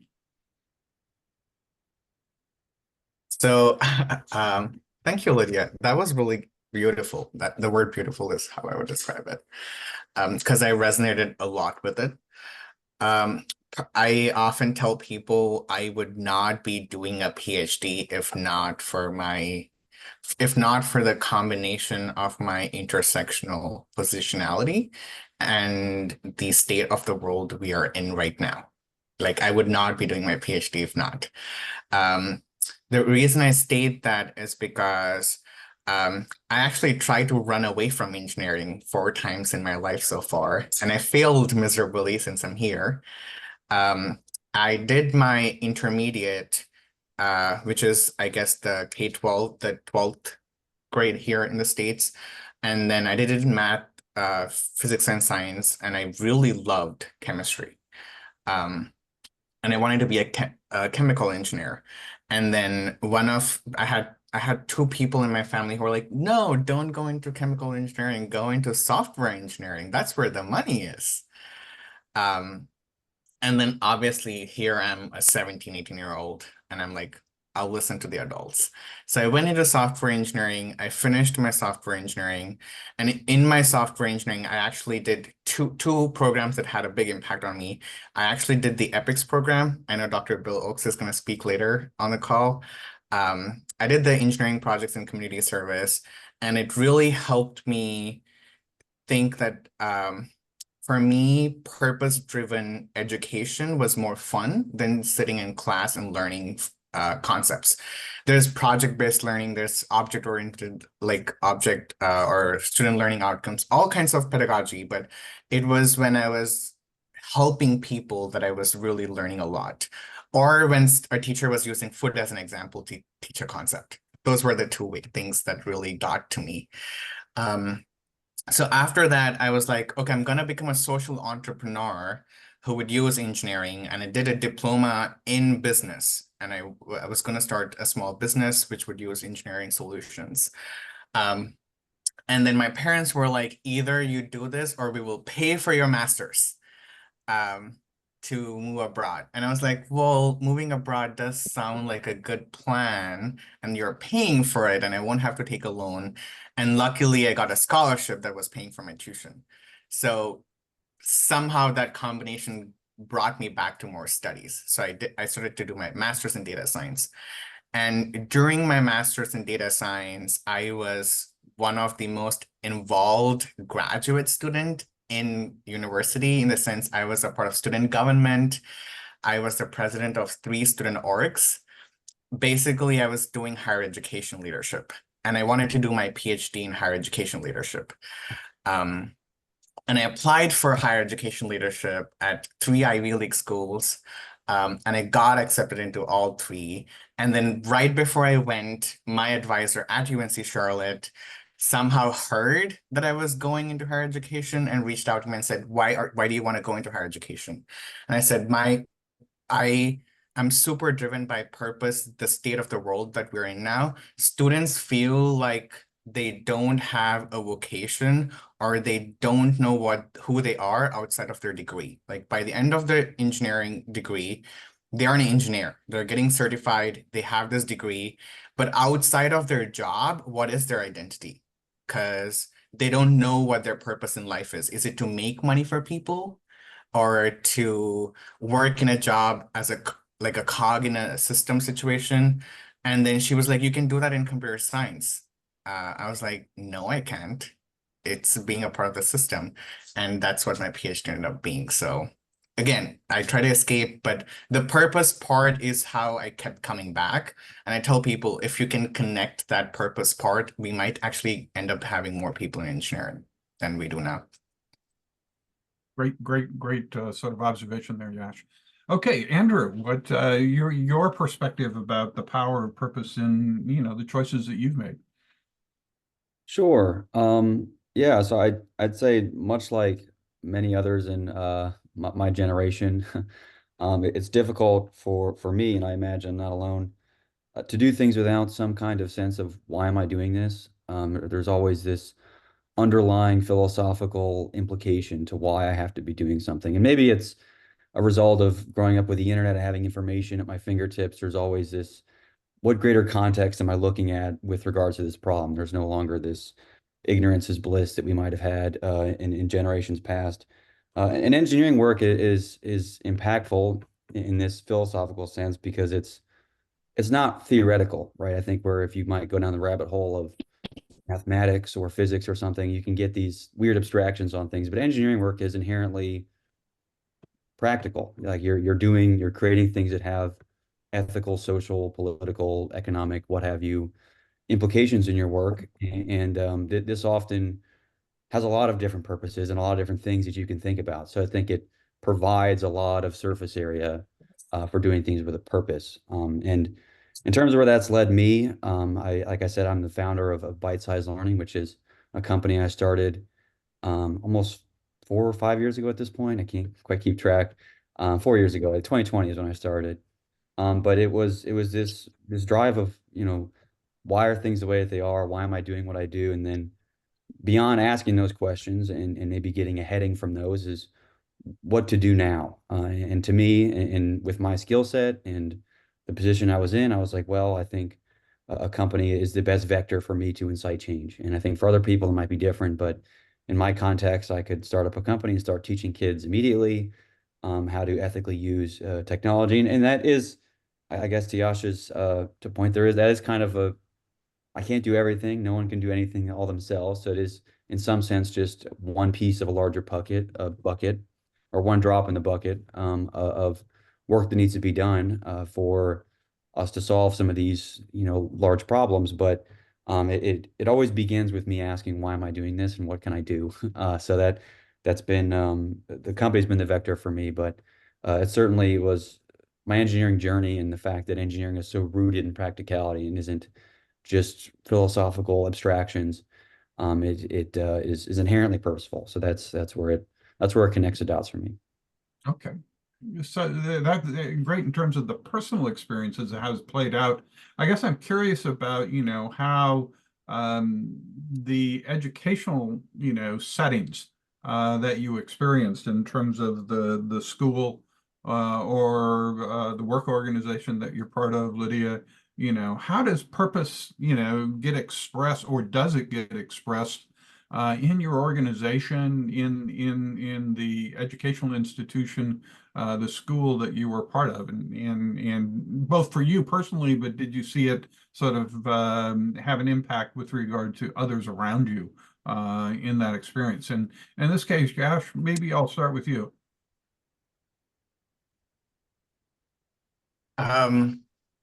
I think again, I'm gonna use Andrew's point about engineering is not separate from like the world we live in. It's very connected. That's what makes it engineering.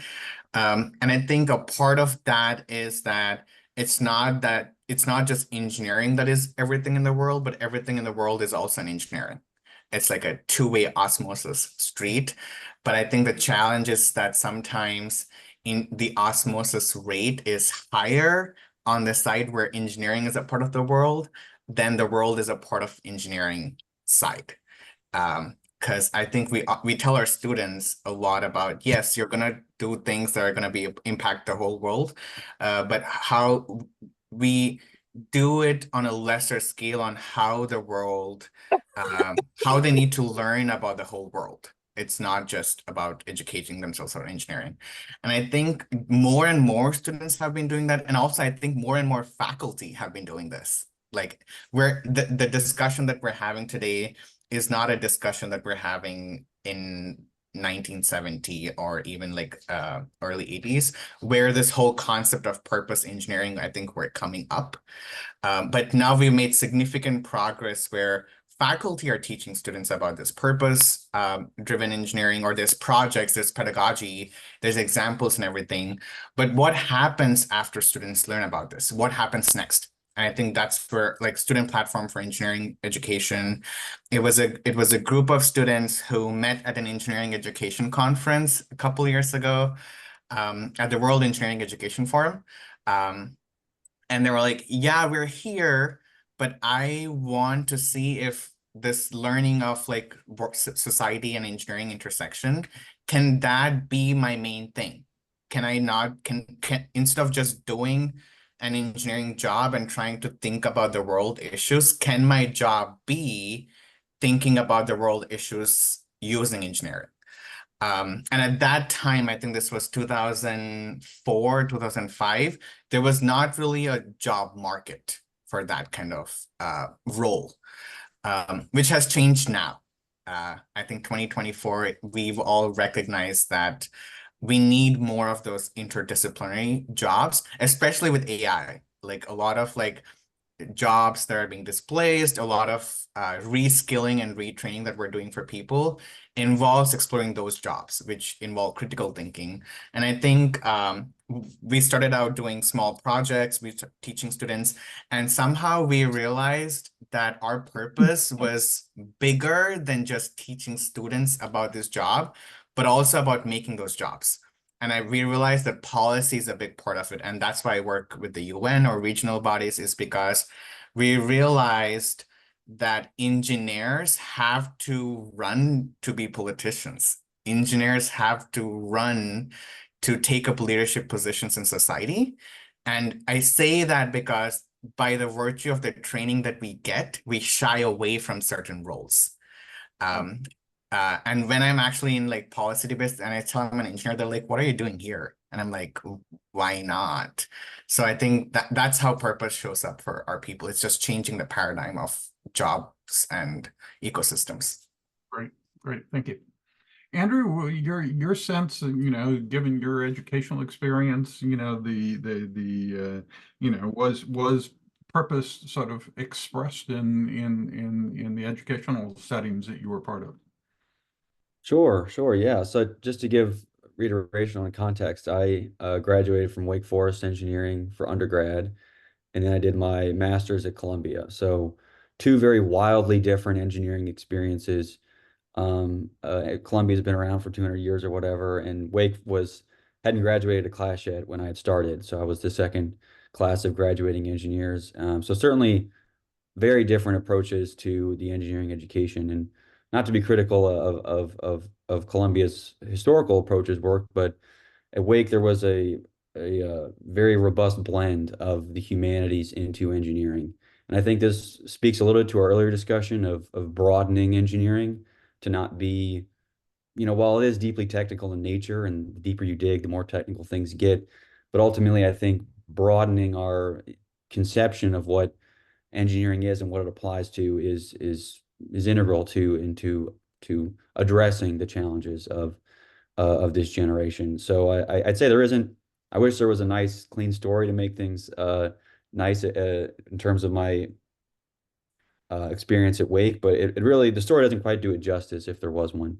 I think it's more about you kind of know a holistic engineer when you see one, you talk to one, and you see how they approach problems and the questions that they ask, versus things that perhaps AI can do at some level. So I think, not to downplay any technical expertise, because there's a lot of value I got out of that experience, perhaps more so at Columbia, but engineering, I think broadening it was the real emphasis that I got at Wake especially. And I think that is especially important for the problems going forward because of how interconnected everything is. The world is not, is more interconnected now than ever because of the internet and technology. So it's only going to get more of that, and we need to kind of widen our perspectives on what engineering is and what its implications are. So, Okay. yeah. Great, thank you, Andrew. And Lydia, your perspective, looking at this sort of organizational frame for thinking about purpose? Sure, I might also start with education as well.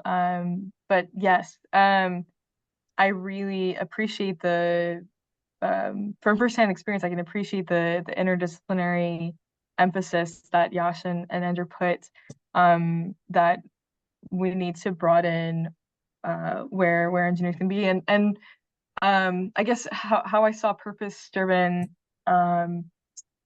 purpose in my education was, I think my track of biomedical engineering was maybe a little more unique. We focused on, it was always repeatedly brought up, empathy. Empathy is kind of a skill that engineers must exercise, and we always start with human-centered, user-centered design, and whether your purpose is for a specific user profile, an individual, a person, or it's for a community, or it's for this large scale, global health issue.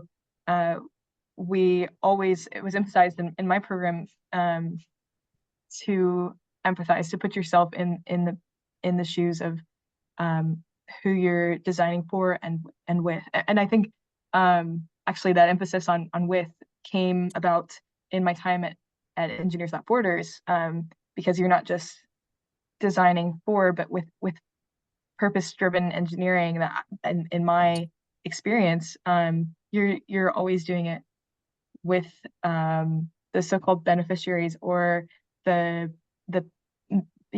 whole network I talked about in my small group today, that it took a network of people with lived experience and local expertise and achievements in certain technical backgrounds that enabled my group of students to do our project, to build sanitation infrastructure. So at EWB USA, we're shifting or growing our approach in purposeful partnership, in kind of capacity sharing with the people that we're that are our partners, that they're not just conduits for what we are delivering to a community. It's a holistic kind of working together. So I think that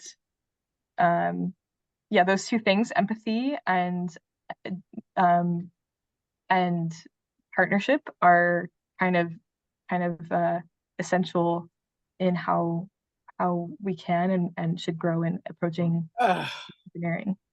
And I think that I wanted to, I really appreciated what Yash said about advocacy or I wanted to pull it forward to advocacy and pulling engineers more involved in the public square. I think that's the third place I'd like to see more growth in our education and in our organizations, whether it's NGO work or corporate work. We engineers are part of the world, and the problems that affect the people that we design for are not just technical problems. And so yeah, holistic engineering. I love that emphasis. Okay, thank you. Well, just a final sort of lightning round here to wrap up the panels thinking about this. A final insight about purpose and practice, Andrew, from your perspective in terms of how you see it playing out? Sure, I think it's integral to our work. I think it's framing it in even the most minutia of tasks is important, especially for the younger generation that have a lot of difficulty, at least in my experience, in doing things for no reason. So I think clearly stating reasons on why we're doing certain things or why this is important, or even as framing it as stepping stones sometimes, because some things can seem meaningless, I think is important as leaders in any right, whether it's a leader of yourself or a 5,000 person organization, making purpose inherent and clear on why we're doing this. I think that stating that explicitly is very important for an engaging younger people, and again, kind of addressing engineering questions at the philosophical level. Great, thank you. And Lydia, your final thought on this? Yeah, one thing that I wanted to bring to the table here was just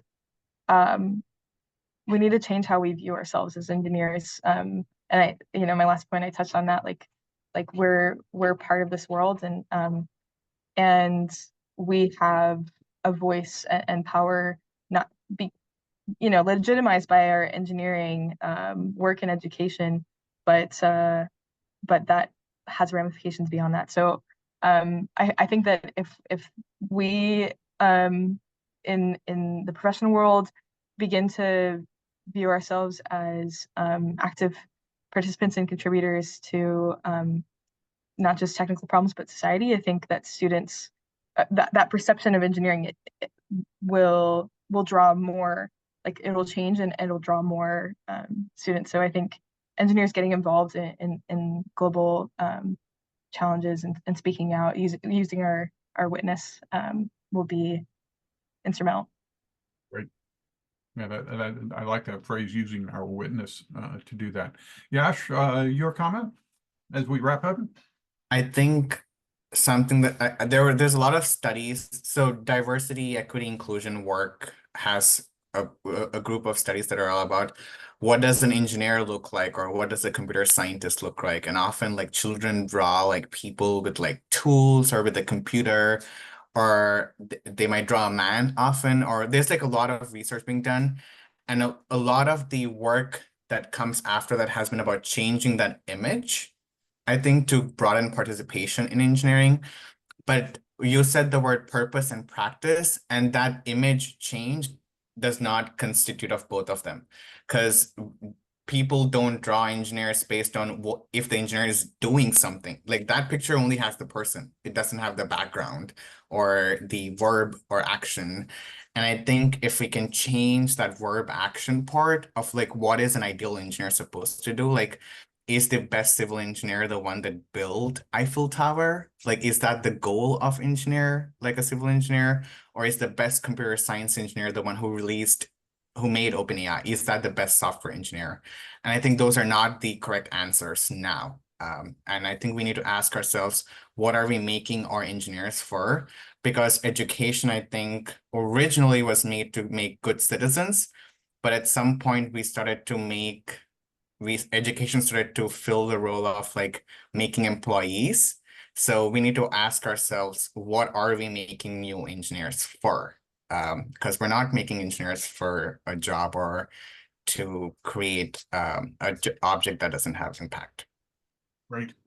Great observations. Listen, so thank you, all three of you, in terms of your perspectives, your stories, that, you know, sort of allow us to really get a better handle on what the potential is for purpose, you know, how it can play, you know, how it is developing inside the engineering community, but also the potential of it, if it's more fully expressed, in both the experience and the practice.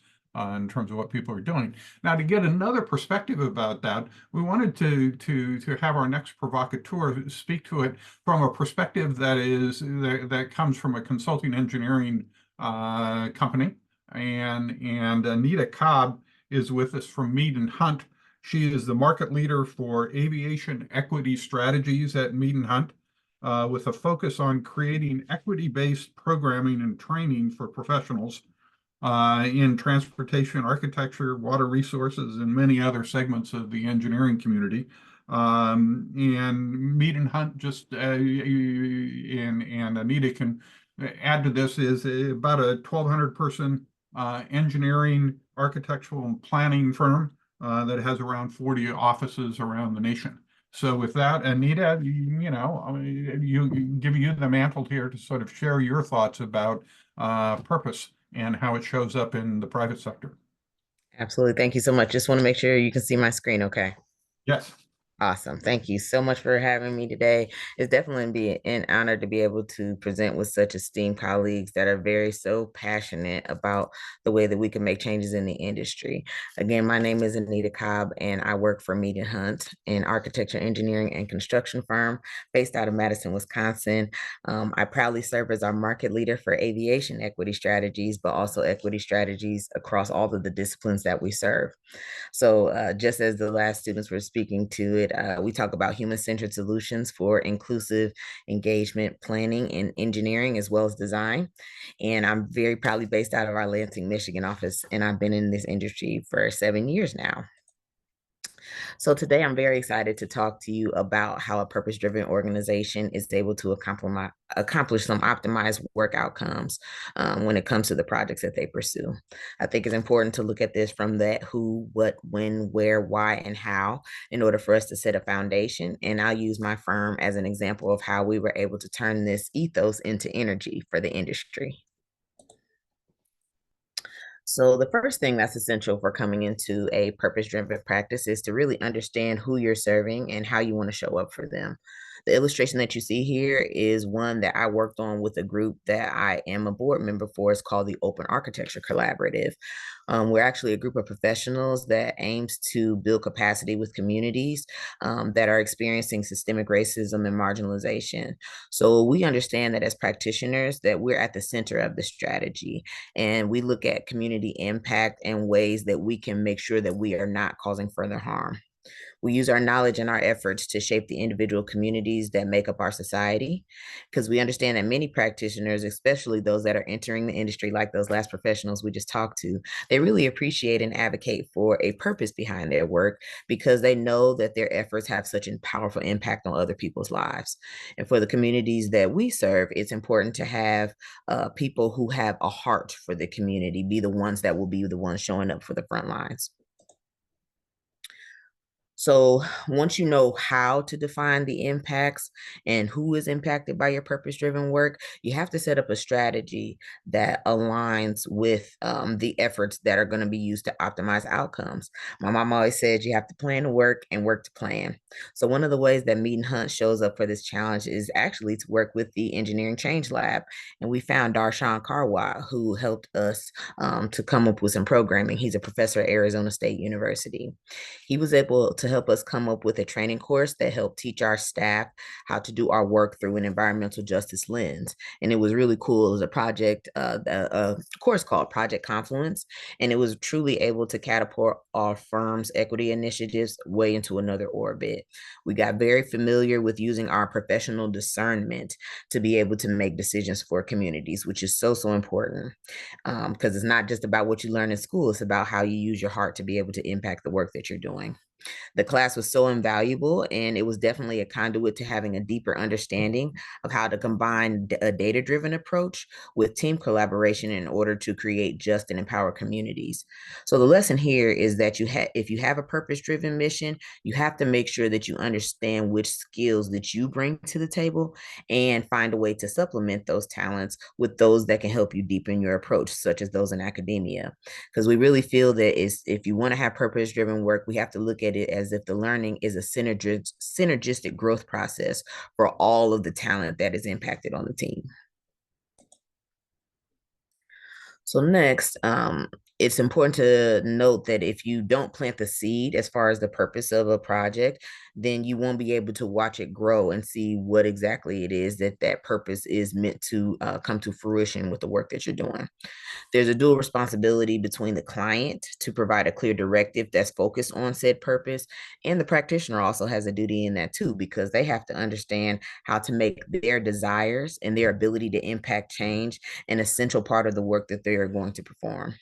So for Meet and Hunt, it's very important for us to think about our purpose in every single proposal that we put out there. We want to ensure that we are attracting the clients that are going to help us actually exercise our ethos. Within the projects that are purpose-driven, we also want to attract new staff and teaming partners that are within that same energy too, focusing on the same purpose-driven work that we are also desiring to do. So where do you go to look for the work that aligns with your ethos?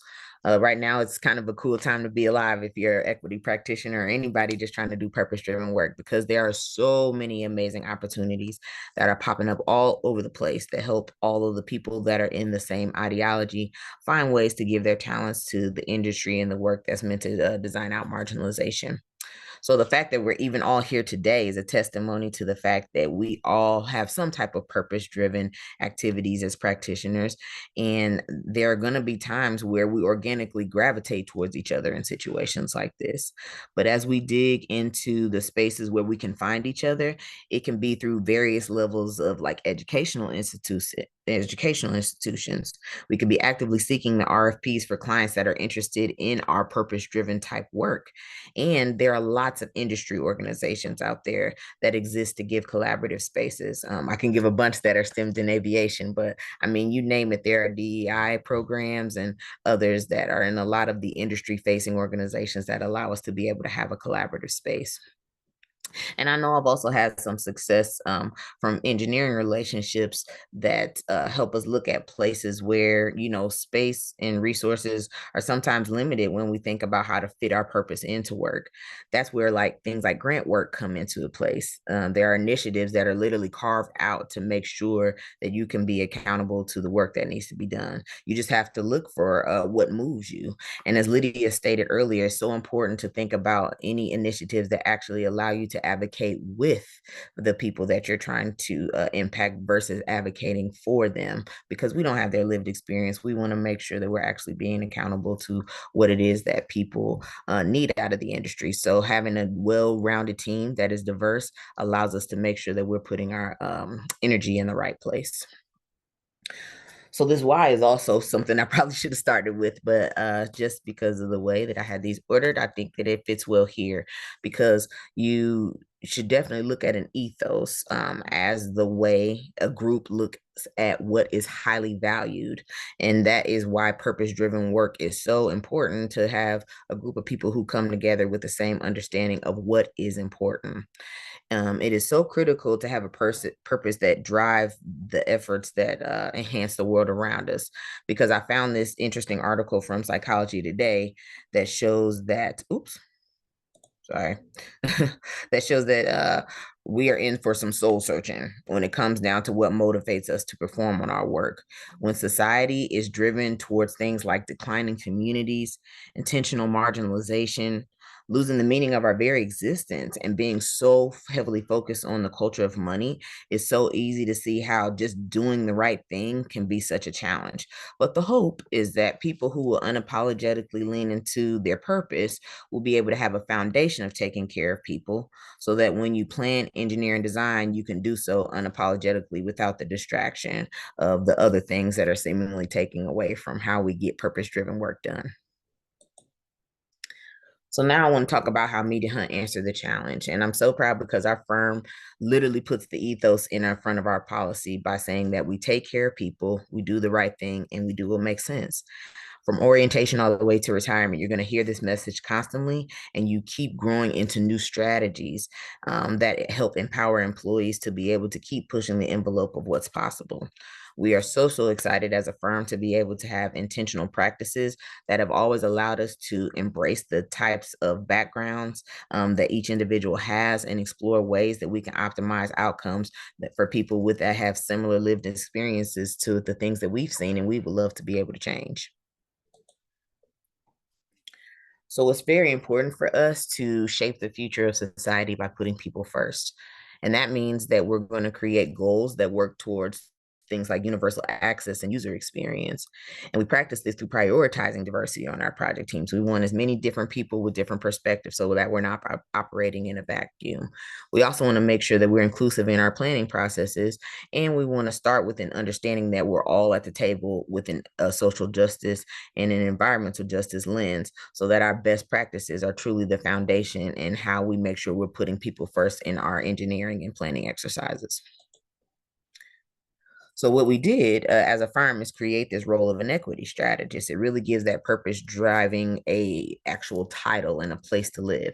So for the purposes of making sure that we're accountable to our ethos, we have created a whole team of equity strategists that are focused on determining how we're able to implement our purpose into our project work. We understand that there's a spectrum of acceptance and also comprehension when it comes to social equity. So we employ these equity strategists to facilitate projects all the way from marketing to the final deliverable, just so that we can make sure that we're thinking about all the ways that we can impact outcomes for people. And we feel like it's very important to start integrating equity as soon as the planning phase or the marketing phase, so that people can get an understanding of all the resources that will be required throughout the project to make sure that the engineer is empowered to really truly implement that equity and environmental justice lens throughout their project work. So it all just takes a little accountability from all of us. And even though this is an example of an engineering project, it's something that we were able to do that really shows how we put our heart and put that ethos to work when it came to how we're planning for some of the airports that we worked at. So I love sharing this example because Mean Hunt was able to show that we had a purpose that allowed us to directly engage with community members that we wanted to eventually engineer and design for. So as an airport planner, my job is to think all about the things that need to occur before any engineering or architecture can take place. So for this particular project, we worked with the County of San Luis Obispo Department of Airports on a learning opportunity that brought all of their stakeholders together so that they can have a shared learning experience and a comprehension of what equity meant to each of the people in the organization. So we were able to teach their staff and tenants about several topics that were related to their customer experience. And for their final event, we focused on individuals with autism and their caregivers. And from this event, we saw some families consider the magic of flight for the first time and give them a sense of empowerment for a lifetime when they previously didn't think things like flight were accessible to them. And even though an engineer might not be directly engaged in an activity like this, the runways, taxiways, and terminal buildings that they help to design are definitely impacted by the people that enjoy this space. So I just want to say in conclusion, we are all empowered to take care of people and to do the right thing and to do what makes sense. And the center of a solid purpose is our people and the planet. And Yash alluded to this. The best practice for purpose-driven work is to just be the change you want to see. We're all unique. We all have different hearts for this work. And it's just beautiful to watch us all come together to try to make a big difference. We're all community members ultimately. So the change that we can make by focusing on a noble purpose focus like social equity, it really impacts us all. So I'm really grateful for communities like this that we're working in right now, where we can all grow together. And I really encourage us to make sure we share resources, because equity is in no way, shape, or form a competition. So I hope that we can all really just get in and dig deep and help us each understand how we can give back to this purpose-driven work in a way that fuels us and can give people who look like us and feel like us a way to have a better impact on society. So I just thank you all for your time today, and I pass it back to you, Kyle. All right, thank you, Anita. That was terrific. And really thanks to the three panelists and Anita for, I think that with all of you, you can begin to get a sense of how purpose can unlock passion and energy and commitment, those things that we need to really, energize, but also retain people inside, attract and retain people inside the engineering community. Okay, so from purpose, the next thing we want to look at is we want to begin to look at that glass ceiling that's been, or that ceiling that Jenna spoke to earlier, and Olga as well, where despite lots of great effort over the last 20 years, we haven't really been able to break the barrier with regard to the participation of women and underrepresented minorities in engineering education and then ultimately practice. And so we want to examine leverage points for really trying to break out of that ceiling that we've been experiencing for 20 years. And we'll do that after a short break that we're going to take. In this case, I'd like to take 15 minutes for the break. When we come back, we'll have our next provocateur, Jay Gooseby Smith, up to help us enter into that territory. So once again, thank you for the three panelists and Anita, your contributions as well. All terrific insights. So thank you. So a 15-minute break, please. We'll come back at, let's see, it'll be 1:15 Central. This issue. We're addressing this issue of how do we break through that ceiling or the sticking point that has been experienced for 20 years with regard to the diversity of the people going through education and then eventually showing up in the workforce. And again, in the spirit of best practices and appreciative inquiry, Bill Oakes and the work he's doing is certainly representative of that. Bill is the Assistant Dean for Experiential Learning and Director of the EPICS program at Purdue University, where he's also obviously a professor. He's actively involved with Engineers Without Borders USA, is on their board of directors, as well as actively involved in other leadership capacities in the engineering community in terms of doing that. And so we're pleased to have Bill with us to share, his thoughts, perspective based on the good work and the results that they're achieving, both with regard to the EPICS program and also, the success with regard to Engineers Without Borders. So with that, Bill, I'll let you take it from there. Thank you. Okay. I just do screen share. Let's use small. Actually, sorry. Whoa. Share that screen. So you don't see all the Zoom stuff.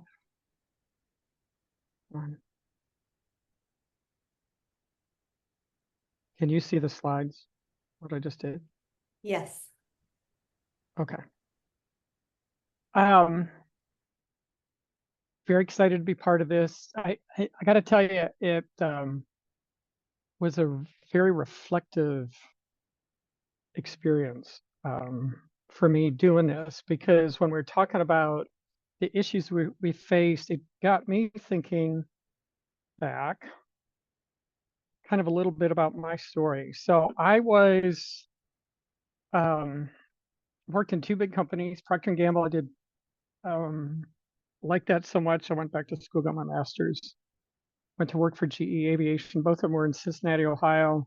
That was in the 1980s. So the panel that we had with the young people, that's like ancient history before we had the internet and cell phones. But one of the things I was doing, I had a job I absolutely loved. I loved being an engineer, but I was also involved in campus recruiting and helping to onboard engineering students into the company. And faculty drove us crazy is with the way that they were preparing students. And I decided to become part of the problem. And at that time, I wanted to prepare students for industry. And to me, industry looked a lot like things that fly.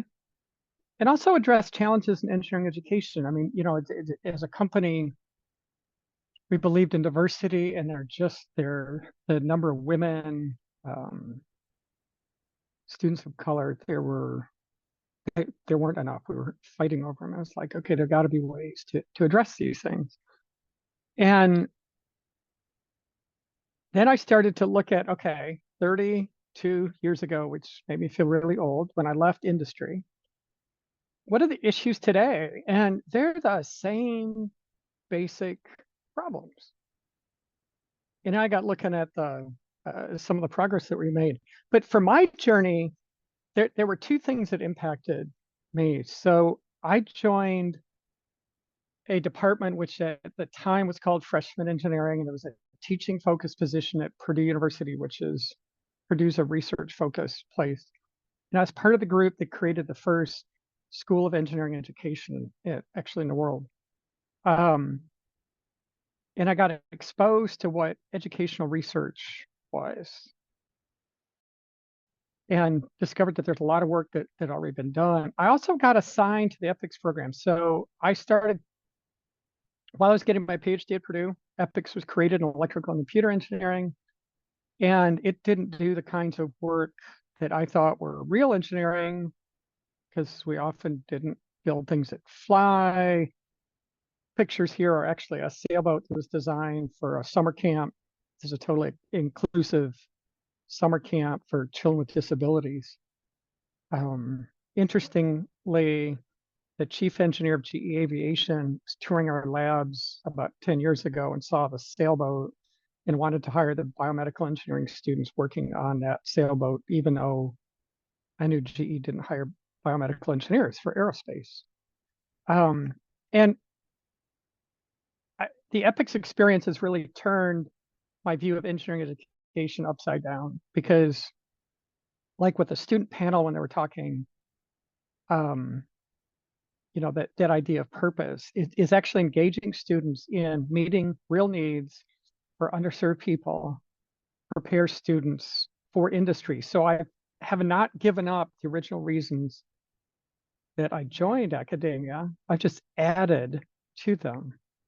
So I got reflecting, and when I started my job, when we're getting into some of the research and stuff, there were some key people, and I'll just start on the gender issue. Sue Rosser, Elaine Seymour, Nancy Hewitt. These were some of the people that had done research on women in engineering. And Sue Rosser, it was even broader, women in science and STEM. And some of the things that they found seemed to align with what we did in EPIC. So if I go back, I think one of my frustrations in the academic world is we create commissions and studies and panels, and we keep looking at things, and some of these things, there's actually evidence that we can act on. And when I think about attacking these problems like an engineer doesn't wait until we fully understand everything. We get enough information and we start to move. And I think that we need to move. So if I talk about what we do with EPICS, there are two big kind of issues. We look at education. How do we prepare professionals? So that big goal of what drove me into the academic world, but we also connect it with societal needs through tangible projects that actually, what I see too often is we bring context into the classrooms and think we want to expose students to some of the issues. But what EPICS does is the students are actually working on projects and to continue to work on them, or the teams work on them until they are delivered. So we provide feedback, because the other part of what EPICS is about is, can we provide a real and authentic impact to the people through long-term partnerships. My work in part of the introduction, I'm part of the board for Engineers Without Borders USA, and it's got similar dual missions. It's providing a tangible impact, not just studying, not just doing theoretical thing, but engaging the students in that. And when we talked about meaning, this provides the meaning. It's not trying to educate, convince students to actually see the meaning, because they're working through that. And one of the things when I think about some of the things that came up at the panel is we look at these big issues, and I see a lot of students want to make a big impact. Well, the way you make a really big impact is you look at your space, and you look at the relatively small impact you have, and you connect with a whole bunch of other people making small impacts, and together you can have a big thing. And so I think showing students how you can get engaged in something and make a difference somewhere, and then you can get connected with other people. So the interesting thing is, in the early 2000s, both Drs. Rosser and Seymour visited Purdue at different times, and I got to sit down with them. And I said, what we do with EPIC seems to fit with what your research says. And they both said, absolutely. And then I got looking at, I wonder how far the profession, and this is the kind of graph that we show a whole lot when we try to convince ourselves that we're having an impact. And one of the things that I teach our students is you can play with scales to communicate different things. So I get in meetings and I actually voice frustration sometimes, like we're not having a difference. People will say, hey, in 1995, we had 17% women and we're up to 22%. So you take the difference there and you divide it by 16, and it looks like we're having an impact. But if I actually plot the data on 0 to 50%, because to me, our goal should be 50%, the arrow doesn't look so good. And then I got calculating on, at the rate that we're going, when would we hit gender balance? Then the answer is 158 years. And then I went back to say, how about African Americans? And I looked at the data. I went to ASCE. I looked at that. That was so depressing. I'm like, okay, between those, I'm just going to stop. We're not making much progress. So if I go back to what Sue Rosser and Elaine Seymour said, if I go into women, I got a call in 10 years ago. And it was a call from our people that were in charge of our learning communities. And the call went, are you okay if we have more women than men in the EPICS learning community? So what we did is we had an optional track where students in their first semester could get on these real design teams. And we had a higher number of women. It's the first time I've ever taught an engineering class that had more women than men. And we have these tools that actually a colleague has developed on teaming. And I went down to his office and I said, your software actually doesn't work when the underrepresented students are overrepresented. And he's like, oh, yes, it did. And then he came back and said, oh, yeah, no, it doesn't. So that was fun. And we looked at, we did some surveys.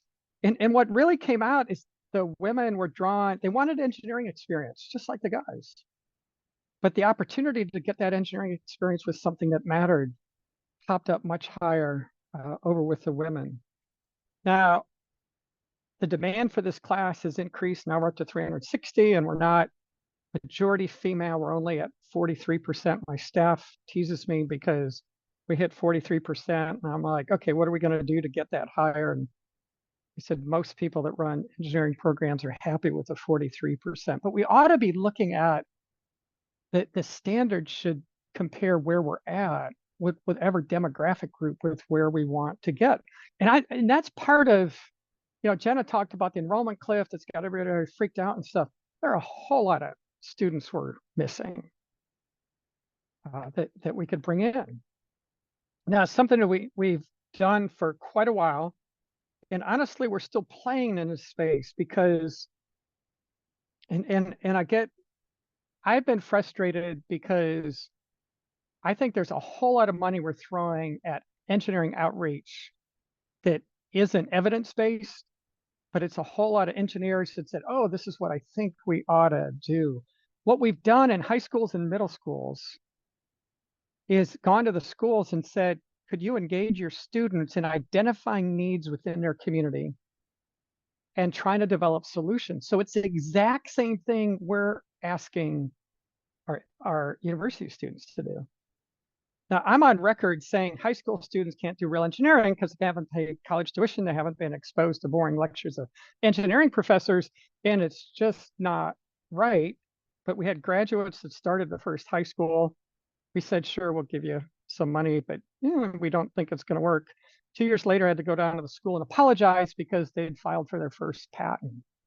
And that first device was actually a swallow monitoring device for a middle school kid. So there are a lot of disabilities where one of the side effects is drooling. If you can imagine a middle school kid that drools, how they're going to get teased. So they were developing something that just provided a little electronic feedback to the student to remind them to swallow, because the way parents would treat this is they would give them drugs, prescription drugs that had a side effect of dry mouth to dry their mouth out, but there were no studies on what's the long-term effect for a middle school kid with the drugs. So this was a non-prescription thing. And what we've seen with schools and with COVID, we redid stuff, but we actually have more girls than boys, and we have more students of color than white kids in these schools. Some of this, we give curriculum away. When there are actually opportunities when I think about engaging young people as volunteers to help these things. The pre-college stuff has been a challenge because there's so many programs. I want to scream that every time I hear about a competition and we're all into robotics and technology. And there's evidence that if you're gonna draw students in that weren't thinking of it, you need to start with what matters to them. And actually starting with the purpose, what matters to them and their families and their communities.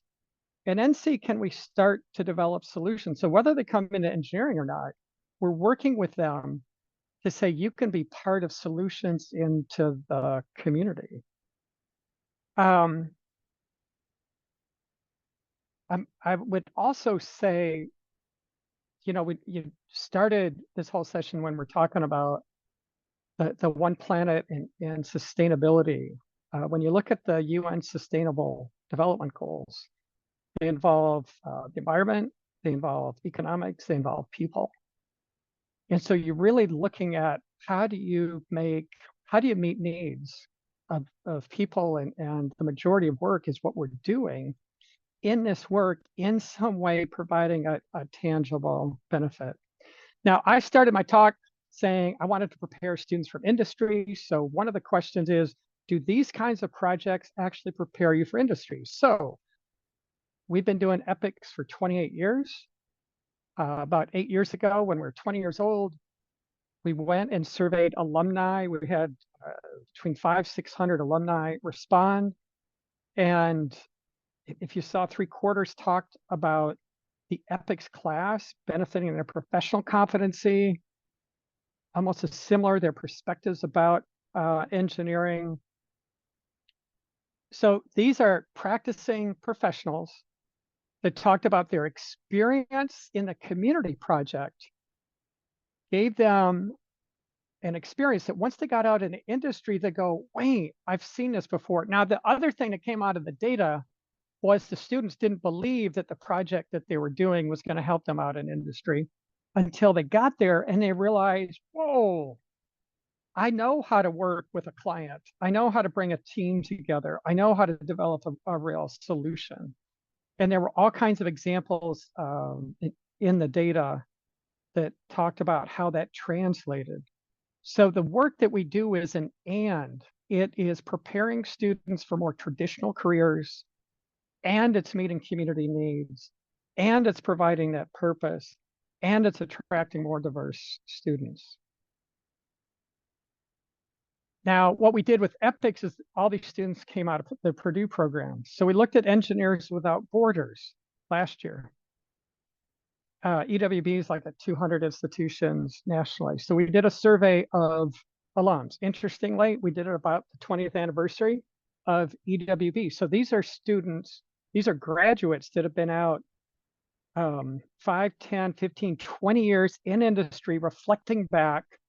We did a survey, and the takeaway here, we looked at different aspects of what we would have expected and asked if these projects helped them in their careers. And the answer was overwhelmingly yes.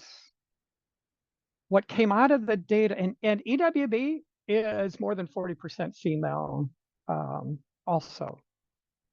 What came out of the data is it was the authentic experience, not a made up problem in class just on a context, but they actually worked on a real project that was intended to be implemented. They had real users that changed their mind. They had all the challenges of dealing with real people on a real project. It provided them professional competencies and perspective that transferred into practice. The interesting thing is there's no difference by major. So this population, we narrowed into engineering students. They were electrical engineers, mechanical engineers, aerospace engineers, and civil engineers. And all the EWB projects, I get in trouble when I'm on a board because I say it's really Civil Engineers Without Borders. And it's people go, oh, no, we're not. But the projects are basically civil engineering projects. They're water, sanitation, bridges. And there's no difference in the data. So an electrical engineer that worked on a gravity-fed water project, an aerospace engineer that worked on a bridge, talked about how that experience is one of the most valuable that they had, because they talked about what I had to learn is how I brought people together, diverse team. I had to work with a real client, and I had to actually complete a project. In a typical class in academia, 90%'s an A. I'm at the airport, and if I'm getting ready to board the plane in a couple hours, if they came on and said, hey, before you board, we want you to know that 90% of the plane's working, I don't think I'd get on the plane. But that's one of the things that we teach students. Demographically, we saw some differences by gender. The women talked about confidence. Now, some of that, and I'm combining the EPICS data too, that the women, because these are projects nobody knew how to do, the women are more comfortable taking leads and diving in, because the guys don't think they know everything. So like on a robotics or a car project, some of the guys are like, oh, car project, my dad and I took apart the first car when I was 2 or something like that. They also talked about a sense of community, and specifically over by gender.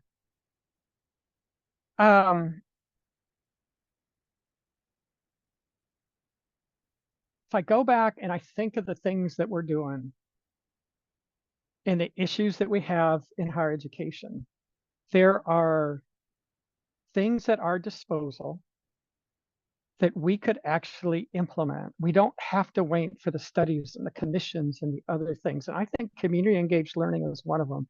There's benefit to student learning, professional preparation. There's some convincing of our colleagues. The reason we did these studies is we could go back to our colleagues and say, hey, we're not watering down the curriculum. These don't have to be a major part of the curriculum. They can be a course, or EPICS is actually a 1 or 2 credit class. It can be half a class. It brings engineering expertise to underserved people. When they talk about putting sustainability into the engineering curriculum, I think that's half of the answer. if we want to create a sustainable world, we need to unleash. If you think of sustainability principles to engineering education, I think you get community engaged learning. Because what do you do with the projects when they're done? From a sustainability standpoint, they should be used. And I think the expertise that we have around the world in our engineering programs that we keep on campus is enormous. We could actually have a tangible impact in the world if we unleash that. It aligns with the diversity, the research on diversity. I showed some things on gender. There's literature out there on minority students. What I don't understand, so I've been doing this kind of work for more than a quarter of a decade, which makes me sound old. I don't understand why it's so hard, but it is. And that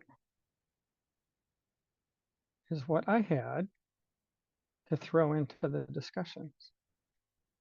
And this phone booth has the weirdest light for this. So It's sort of a proto-Batman sort of vibe to it. it is, but you know what? It's quiet. So you're not hearing the announcements for the flights.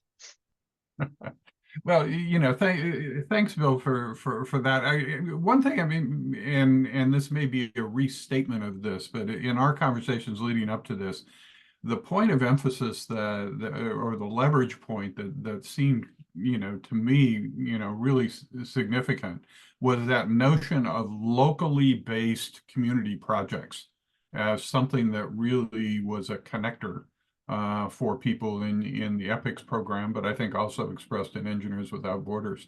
You know, am I getting that right in terms of the significance? Well, yeah, and it's one of the reasons in the title I say, hey, you know, the answer might be in our backyard. So it's a combination. If I look at EWB, so if I go back when EPICS and EWB started, it used to be easy to explain because we were all local projects for credit. EWB was all global projects for not credit. And now sometimes they're for credit. And EWB, we do domestic projects, and EPICS, we do international projects. So it's a combination. If I'm looking at yesterday at the NSF conference, we were talking about a Alaskan village, and they said if the families can't see how that engineering's applied locally, you know, they don't really want to be involved because they want to stay here. And I said, you know, it's a very similar thing. If I look at the rural community or the inner cities for the families, it's like, okay, how does this apply here? Pedagogically, it's easier if my students are working local because within a class period, like we have 2-hour labs, they can actually get to the partner and see them. When my partner's over, you know, further away, it's hard for them to see. I think in the K-12, the local projects are really where you need to start because it connects the issues that they care about, their family cares about. When they go home and they talk about what they're doing, it can relate to the families. With those, and I forgot some. I do want to acknowledge. I think there's a lot we can do, but there's a bigger challenge and there's a bigger ecosystem, right? And so there are a lot of other issues, like when you're talking in the underserved areas, there's the kinds of resources that they have, the kinds of schools that they come from. But this kind of work can actually be part of some of those solutions and in engaging them as we draw people in. Great. And you have just a moment for for another question for Bill, if any of you would want to field it.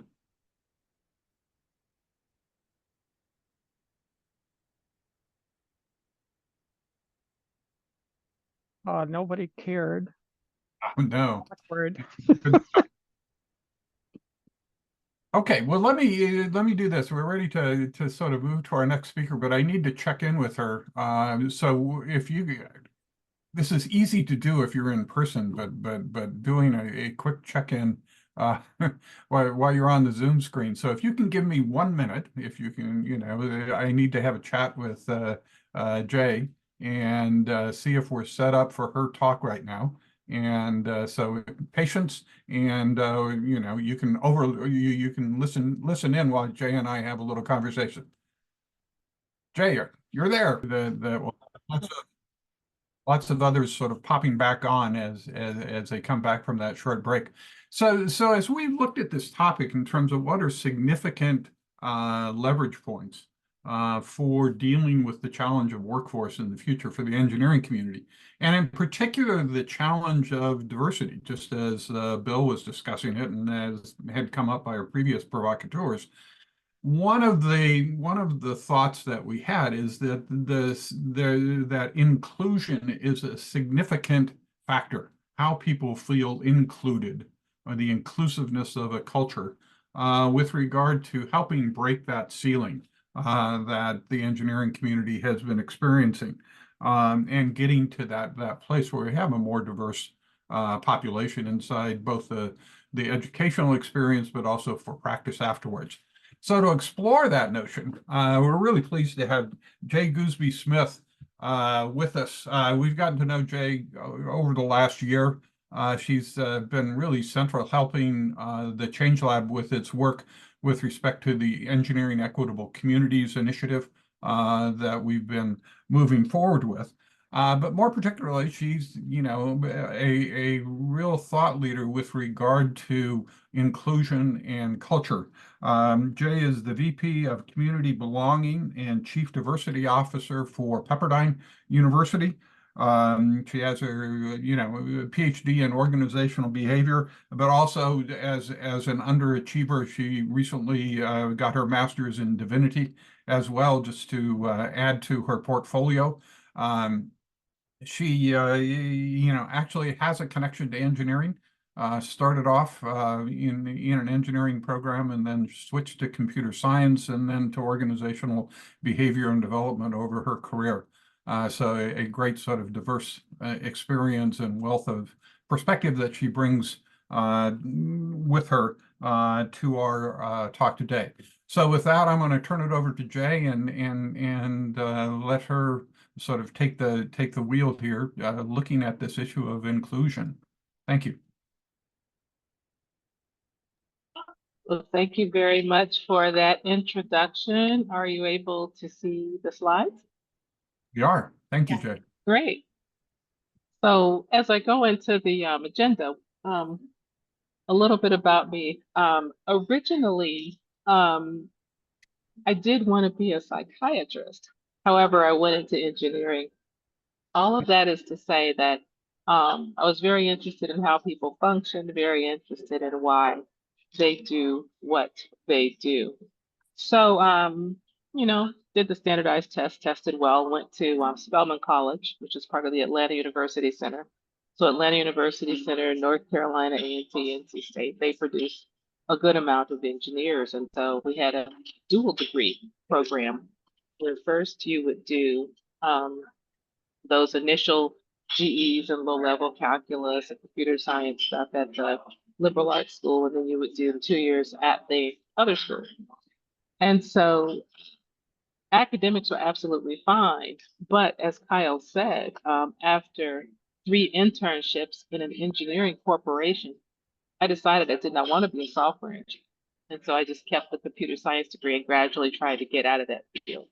And so today I want to hopefully make an argument that while we are doing a great job to prepare engineers academically and technically, that there are a few gaps in what we're doing to prepare them. And I'll propose that one of those gaps is being intentionally inclusive. And I'm going to try to do this in about 15 minutes, I think, so that there's time for Q&A. Is that kind of normal? Okay.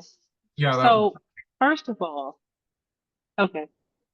I saw your face nodding, Kyle. I'm still looking at Kyle and Mike. First of all, we hear so much about DEI and all of this stuff. And so the first thing we need to separate is diversity from inclusion, because they are not the same thing.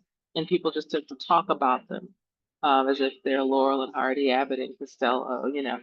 Diversity, if you think about a garden, all the different types of plants, that's the diversity. If you think about an organization, all the different types of people, um, is diversity. Also, no person is one single identity. And so we're all hybrids. We're not as purebred as some of these flowers. We're all just mutts of different varieties. And so when you think about diversity, you don't want to just think about one type of person. You know, people tend to think about race and think everything's about race, or think gender and everything's about gender, or nationality. All of us are multiple things. We're multifaceted, just like a diamond. And so diversity itself, and then diversity applied to the workplace, is a field unto itself with a large body of knowledge. So when you're talking about diversity, you're talking about the people internally, externally, the way they differ in terms of learning style, personality, their cultural heritage, ethnicity, marital status. Just it's totally complex. If you think about inclusion, you think about the same garden, inclusion is the fertilizer. It is what is being put into that garden to help things thrive. And so I just want us to keep those things separate. And before the end of the presentation, I will give you very much a lot of detail about what I've found to be in that fertilizer from my research. But first, I took a look at, and this is pretty standard for the key skills and competencies for engineers. You know, you've got your processes, you've got your procedures, ways that you do things, you've got your tools that are going to enable you to do things. You've got your knowledge of the industry, your typical, you know, what is your field about, that field socialization. And you've got design and development issues as far as, you know, proposing design, developing projects, project management, developing things. And then they have personal skills and qualities. However, these personal skills and qualities oftentimes will focus on things like communication. They'll focus on things that have to do with, you know, managing your time and things of that nature. And some of the qualities will have to be with, you know, being a good listener and things of that nature, but they aren't really specific as far as what it takes to create an inclusive environment. Because if you think back to a garden, you could plant the best plants in the world, but if the soil is not fertile and it doesn't have enough to sustain the development and the growth, those great flowers that you plant aren't going to grow. And so I think that while personal skills is nebulous, notice it's listed last. It's always the last thing that oftentimes comes into the environment. I think that is part of the problem. Another list of looking at key skills is pretty similar. You got the technical, that's like the process, the procedures. You've got the delivery, to be able to do the actual job and produce. You've got communication, and then you have leadership. Interesting about this particular model here has to do with they go from the progression from a junior engineer to an engineer to a senior engineer 1, senior engineer 2. And they have a little bit about contributing to an inclusive culture. However, they don't really specify in a robust way what that means. They just have some anecdotal things in there, like try to make sure people feel heard, um, try to make sure that people may have childcare responsibilities. It's kind of a hit or miss kind of flattering list of things to do. And so, as is typical in the UK, you see mind the gap. There's a little bit of space between being on the train and being on the platform. And so to me, when I look at some of the ways that we're educating engineers in general, mindfulness is one thing that's missing. And I'm not getting all mystical because I do know my audience, but mindfulness is simply being aware of what is going on with you in the moment, what is going on in the environment, and taking that in a non-judgmental way so that you don't just react, you respond. You choose how you're going to respond to that situation. And so when we think about coming into firms, so many times the topic of inclusion and the topic of pretty obvious fault lines that we might have based upon the mix of similarities and differences in the group a lot of times we don't even talk about that because we're so focused on tasks that we're not focused on how are we doing? Are we starting to get to a place where we're getting uncomfortable? If so, why? And taking a reflective time. The second thing I think that can help fill in this gap is emotional intelligence, which has to do with being aware of yourself and being aware of others in very concrete, specific ways, and of managing yourself and managing others in very concrete, specific ways. So some of the competencies with emotional intelligence that have to do with, being aware of yourself have to do with managing your own time, keeping yourself focused. So emotional intelligence is kind of a little bit more into the corporate area, but it's different from mindfulness because mindfulness is more from a deep intrapersonal part. The third thing I think that could fill in some of this gap to why people keep kind of falling through the cracks is cultural intelligence. This is something that has to do with helping people to be motivated to learn about other cultures, whatever those cultures may be, and then helping people to understand key value differences among cultures and to be able to spot things and see some of those key differences. For example, individualism, collectivism, or long-term, short-term, and to be able to see those things and how they impact and can cause tension in a group. So that's another knowledge area I think is needed. Prioritization, I could have actually put that one first. I think prioritizing working amidst a very diverse group of people and prioritizing the importance of being a lifelong learner and learning about those people and understanding how those dynamics impact meetings, customer relationships, global relationships. I think it's starting to be a priority. And so that's where I tip my hat to Engineering Change Labs USA, because you're doing so much to help people understand that it's not just about the physics and the calculus and the mechanics and the computer science and all of that, even though that's critical to doing the role. If you don't prioritize that we're actually human beings working together, doing a task that's impacting other human beings, you miss half of the boat. So I applaud you for your concentration on these topics. And the last thing I think that's missed is an evidence-based model. I was kind of sharing before that when I was looking at the list of competencies, they say create an inclusive environment, but it wasn't really a robust list of, well, what exactly do we do and how do we assess this? So towards that end, I also wanted to look at why the exodus. What does some of the research show us of why people are leaving? There's a syndrome called onlyness, and it kind of happens when you're the only one. There's an emotional distress that can occur.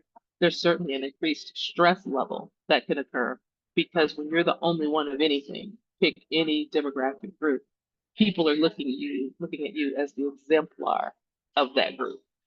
And then there's imposter syndrome. And what we have found in the research on imposter syndrome is that it tends to decrease a person's self-confidence, tends to decrease a person's self-worth. It tends to increase anxiety. It tends to decrease some of the contributions they make. And it decreases their sense of self-efficacy or agency to think that they can actually get things done. And it's not just an issue of number. Many times when a person is the only in a situation, they also don't see role models that they can with whom they can identify. And so when we really think about how mentoring occurs, unless there's a formal mentoring program, many times people tend to mentor those people they can see themselves in. So you can see how this is kind of a self-replicating problem. Also, for looking at research that had to do with Black women, such as myself, who have left the workplace, some of it has to do with a convergence of identities. For example, it's not just being female, which many of the stories are females that were white or other, mostly white in the US, had to do with work-life balance, because right about the time you come out of school, and you're leaving that junior role and you're starting to take on more responsibility, typically, but not always, and hopefully this decreases, many times it's the same time that when you're ready to go into the higher levels, that's when I'll call it the gong starts to gong. And some people call it a biological clock, but it's actually a gong if you could ever hear it. And so the person has to make decisions about, how am I going to do this? I remember vividly being a single parent, working for Digital Equipment Corporation, first in New England, then in Cleveland.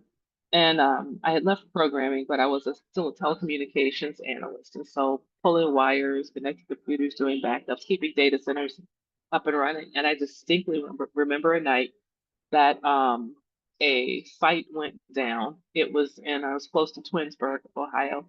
And so I had to drive those 40 something minutes there. I brought my son with me, who was about 3 years old, his Ninja Turtle sleeping bag. I couldn't really bring him snacks because we were in a data center, but I brought his little pillow and his teddy bear. And if I'd had a cell phone at that point that had pictures, which we didn't, you'd see a picture of him sleeping on a data room floor. And so it is very rough from a work family or work-life balance. Also, for a lot of individuals, developing that engineering identity development, like developing one's professional identity as an engineer, really helps to mediate some of that stress and increase that sense of belonging.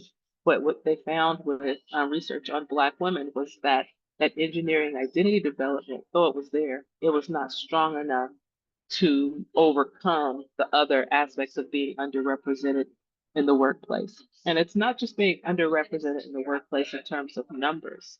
A lot of times it has to do with the way things are done. I didn't put this on the slide because I just didn't want to put it there, but it also has to do with how words are used.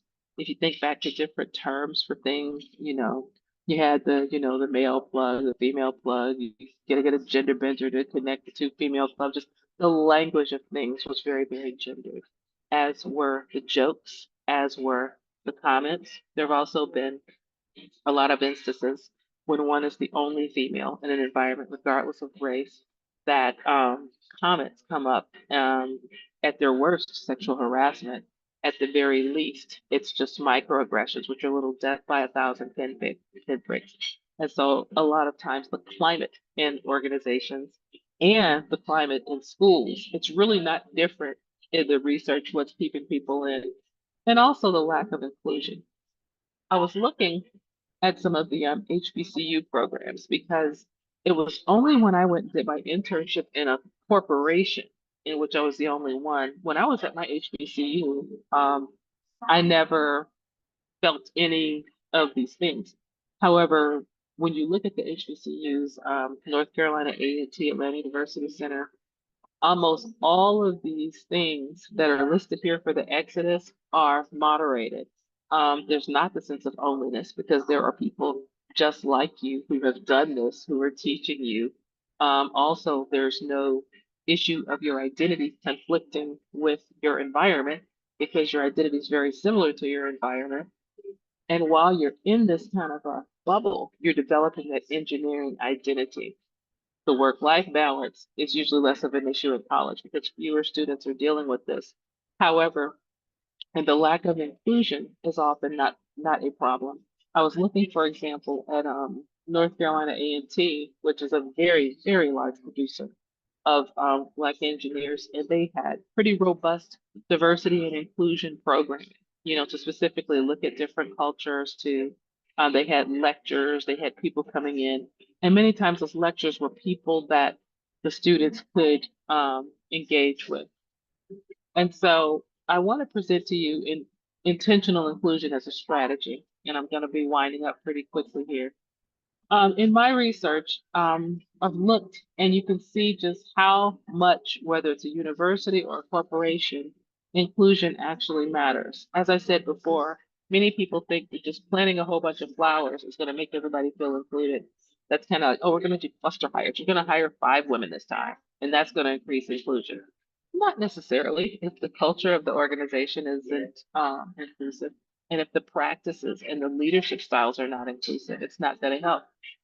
And then people will say, well, if people feel they're included, and you've got all that, and they feel they're included, then they'll feel more satisfaction, commitment, and well-being.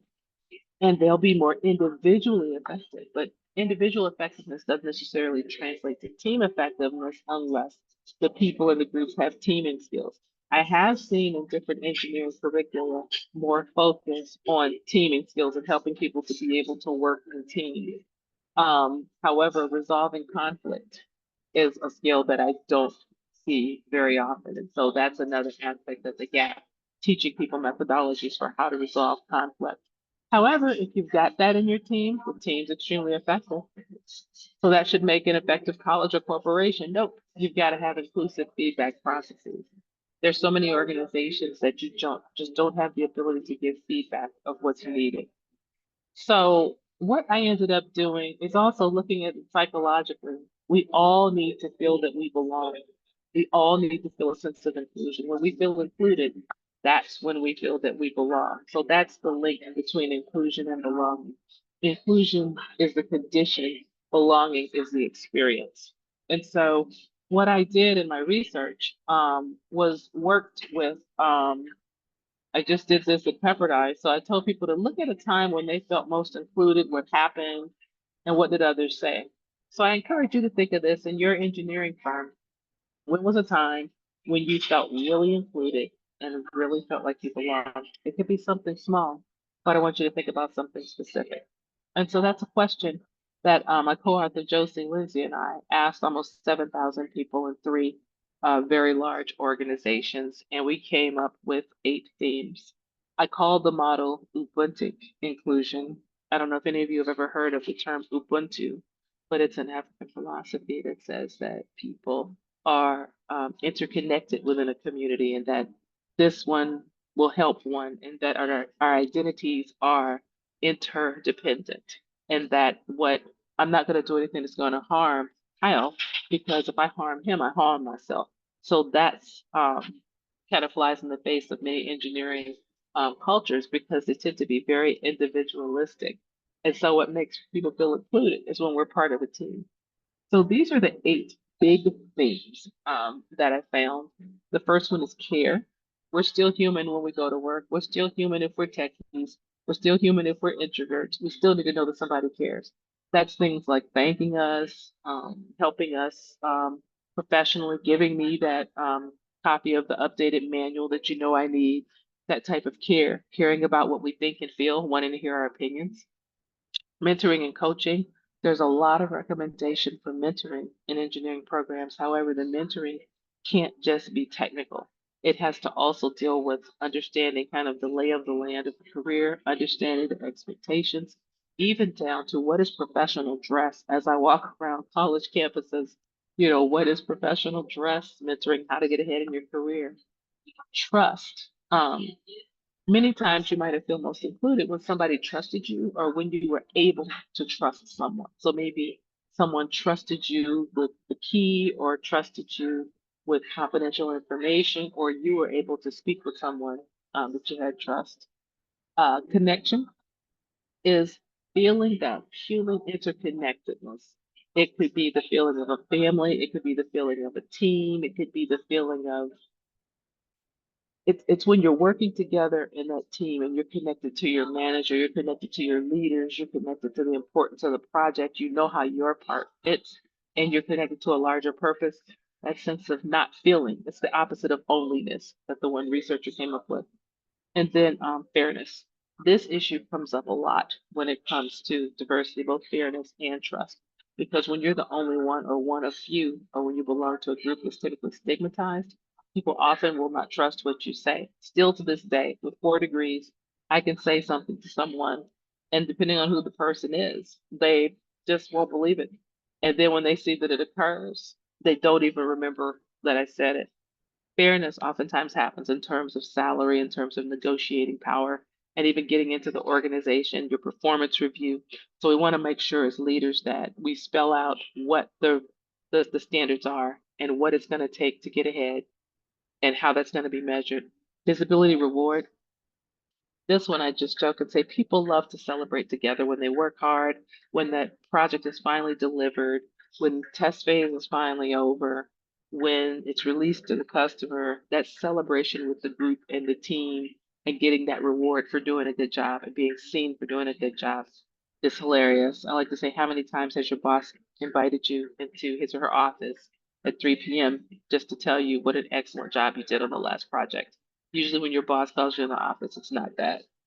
Communication has to do with having an open, trust-filled line of communication with others, with peers, with leaders, informal and formal communication, and being in the communications loop. You know, ways that people don't feel included is when they just don't know what's going on. And the final one is intrapersonal. All of these other things impact the intrapersonal self-talk that we have with respect to if we're being included or if we're being excluded. And when people come into an organization and they're the only one and nobody notices them and nobody trusts them, they're not being treated fairly and they're not mentored, there goes that imposter syndrome and all of those intrapersonal thoughts that people think that impact how they are being included. So what I'm going to do, I'm going to stop sharing for a second and deal with any questions, but I'm going to put into the chat something that I call an inclusion cheat sheet, because it gives you all of the details behind all of these things. And so I'll handle questions while I put that into the chat. So any questions All right. or comments? Questions or comments?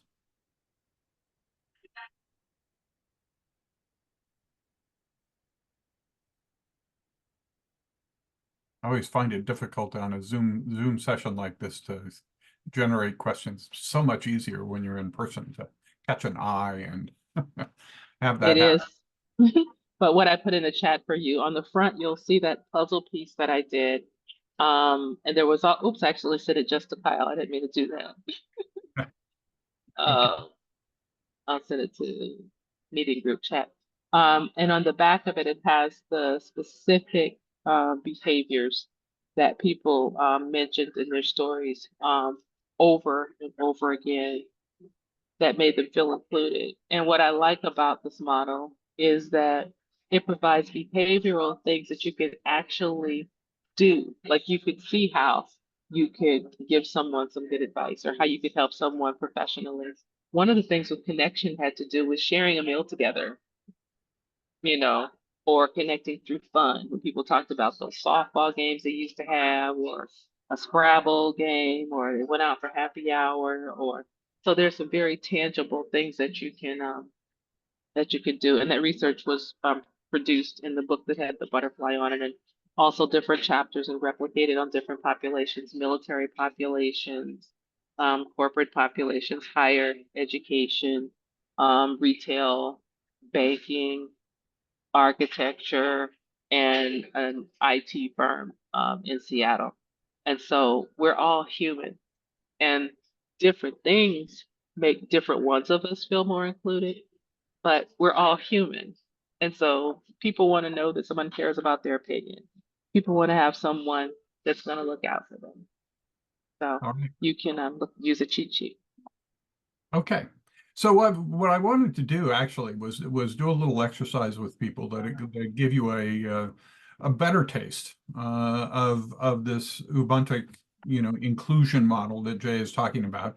And if you went to page, let's see what the page number is at this point, 34 in your Google Doc workbook. I pulled out with Jay's understanding that I'm just catching a piece of her model or a chunk of it, 5 of those dimensions that were in the model. And what I'd like to do is have you just very quickly do some self-reflection. And the instructions on this page are thinking back to the engineering school that you attended. So now you go back to school, not practice, but thinking back to the engineering school that you attended. Or if you're a HR professional, it was an engineering school, it was other college university programs. But thinking back to that experience, rate each of the following with respect to how present the described behaviors were during your educational experience using a 5-point scale, 1 very low, 5 very high. And these are 5 of the 8 dimensions in the model that Jay just discussed. First is connection. Second is care. Third is communication. Fourth is fairness. And 5th is trust. So I'm going to give you just a couple minutes to work through and do your rating of those 5 dimensions. There's 3 more, but in the interest of time, I chose these 5 to work with today. So just personal reflection. You don't have to, you won't be recording it in the Google Doc because right now that's a shared screen for everybody. But if you can just do your personal ratings for each of those based on, thinking about your educational experience. Whichever of the 5 that you rated highest. And I'd like you to tell yourself that story. It's like when Jay said, remember a time when you felt truly included, that you really belonged. Well, here, try and make it concrete. Remember a time when you felt that you were really cared for, if that was the dimension that you rated most highly, or connected, or fair, treated fairly, etc. So just play that story in your mind for, a half a minute. It's those stories. And I think, Jay's work in her book, it's filled with these stories. It's those stories that make it possible to actually, change your thinking about ideas of inclusion. From an appreciative inquiry, it's finding the things that, in true stories for yourself or for others that can help it be concrete. So it's no longer just an intellectual construct. It's something that you can see in detail. Is that a fair statement on my part, Jay? Absolutely. Okay. So what I'd like you to do is just realize, some of the work that we have ahead, if we really want to build inclusive cultures as a way of attracting and retaining people in the engineering community, is to work on these different dimensions, but to work them not from an intellectual construct, but from really that appreciative inquiry, finding the true stories that really illustrate what it would look like if we were doing it right, if it had a big impact on us. Now, originally in the design of the session, I was going to have you then share those those stories with each other as a way of deepening the learning. But from an interest of time, we're going to skip that part of the exercise, and I want to go to our final exercise. And so if you went in your workbooks ahead to page, I'll discuss the exercise on page 46. And this really is a way of summarizing, pulling together your thoughts, but I mean the thoughts of the provocateurs, but also, surfacing your own thoughts about each of the key dimensions or key aspects of this meeting this challenge that we've been discussing today. So what I'd like to do, I'll put you into small groups, or we'll put you into small groups. When you're in the groups, there's 4 prompts for discussion. The first is, to revisit this idea of purpose-driven practice and education. What examples could you add of schools or organizations successfully weaving purpose into their curriculum and/or organizational cultures that can complement the panel of young professionals and Anita's comments about Mead and Hunt? Second, from an inclusion standpoint, what leverage points for engineering schools or organizations seeking to build more inclusive cultures have you observed? And this might capture some of those stories you were just thinking about as we reflected on those dimensions of that of Jay's model. Third, enlarging the circle, what positive examples can you identify of strategies being used by engineering schools or organizations that are enlarging the circle with regard to women and underrepresented minorities? What could you add to, Bill's discussion of the great work they're doing there, the discussions of early in the program in terms of Becky's work at the Minnesota State University at Mankato, their programs of an integrated engineering around integrated engineering, the other things we've heard today, what else would could you add to that? And then finally, a fourth prompt for reflection. Beyond the programs discussed by provocateurs today, what other education or practice innovations are you aware of that appear to be having success weaving in students and or young professionals into the engineering community? So there's 4 prompts that I'd like you to look at in your small group. We're going to give you about 25 minutes overall, or 27 minutes, I guess, in terms of the clock there. Again, sort of designate some roles up front. Assume that the discussion leader will also be the person that reports out, your presenter. Or I guess it could be your recorder. You can choose. So you'll have about 27 minutes in your small groups. We'll come back there, and then what I'd like to do is harvest some of the key insights that that showed up around any of those 4 prompts. I would suggest, from a timekeeper standpoint, that you spend roughly 5 minutes on each of those bullet points. Try and make sure that you don't spend 18 minutes on the first bullet point and then not have the ability or the advantage of looking at those others. Not to say that it wouldn't have been a rich conversation about that first bullet point, but I think you'll find some learning in each of those. So with that, Mike, if you could put us into small groups, and we'll proceed with regard to this discussion using those prompts. Thank you.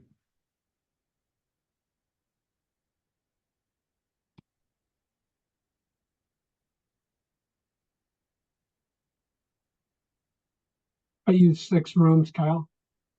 Yeah, I think so, Mike. It'll be a little bit larger group, but I think that's fine.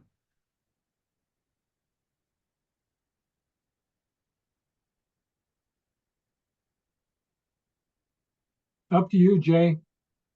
Well, Jay, thank you. Yeah, thank you. Being able to, manage your schedule that you were able to, be here with us. Absolutely. I'm sitting in Nashville and we just finished a 2-day board meeting and going to Uganda Thursday and then Nigeria and then back. My goodness. So everything's just absolutely nuts. That the group. probably is beyond me, I think, in terms of doing that part of your life. Yeah, it's a little bit nuts. What are they doing in the groups again? They're doing.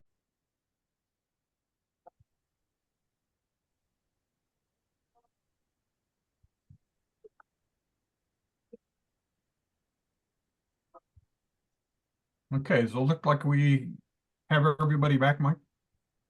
It appears that way, Kyle. Yeah. Okay, good. So what I want to do is harvest some of these key insights based on, your own experiences, your own stories, your own thoughts about the organizations that you're part of, looking at these different, leverage points that we've been exploring today. And so here I will do sort of a round robin, going to each one of the groups and asking them to share 1 or 2 insights based on their conversations with the whole group. And, so if I could start with group 1, not to put you on the spot, but Jessica, I see that you're listed as the recorder and potential presenter. Are you up for this? Sure, I will give it a go. Okay, thank you. No worries. So we had a lot of really good input on these topics. Jay obviously talked about some recent experience touring some nursing schools in Nashville and how both of those schools are working with their students to identify their why in order to help eliminate burnout, just to help get those students involved. We talked about inclusion and how different organizations are working to offer unique opportunities to their employees. So Rebecca was talking about how everyone in her group helps interview new hires, not just the traditional hiring managers, and how that allows all members of the team to provide input, along with giving candidates a good idea of the full team experience. Mandy's talked about a lot of education initiatives going on in her organization and how they're reinforcing prioritizing inclusive behavior and how they take action on those kinds of things. Alec talked about working with different organizations regionally to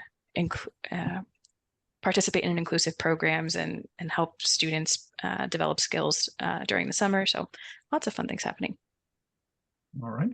Great. Sort of that focus on purpose and inclusion from that standpoint in your group discussion. Okay, thank you. Group 2. And scrolling down, Elena, are you up for this? It's me. Yes. Yeah, in terms of purpose driven, we had a really good discussion about how many of the companies represented here have offices in local communities. And the reason for that is because we're doing projects in our communities, and how it's really important that we talk more and more about the real impacts of our projects. Like I gave the example that I'm working on the structural design of a hospital right now. And every so often I think about like, wow, babies are going to be born in this building. Like I'm working on a project that will have a real impact on real people's lives. And, you know, I just think that those discussions need to happen more. On the inclusion side, we talked about top-down policies like DEI councils among the different companies represented. And one question that could be representative or a litmus test for inclusion is in like annual employee surveys is, do you have a close friend at work? That can be a very eye-opening question. Mm-hmm. In terms of enlarging the circle, we also talked about whether our interviews are effective and what are the things that we can do to make sure our technical interview is like asking questions that are relevant to the actual position that the person is interviewing for, and providing the interviewee opportunities to see someone who is similar to them in the role that they're interviewing for. And we didn't get to the last part, but that's what we got. Good work on the top 3. Okay. Thank you. Group 3, I'm not sure who is there, so I'll ask for your presenter or someone to offer their thoughts. Rachel, is that you?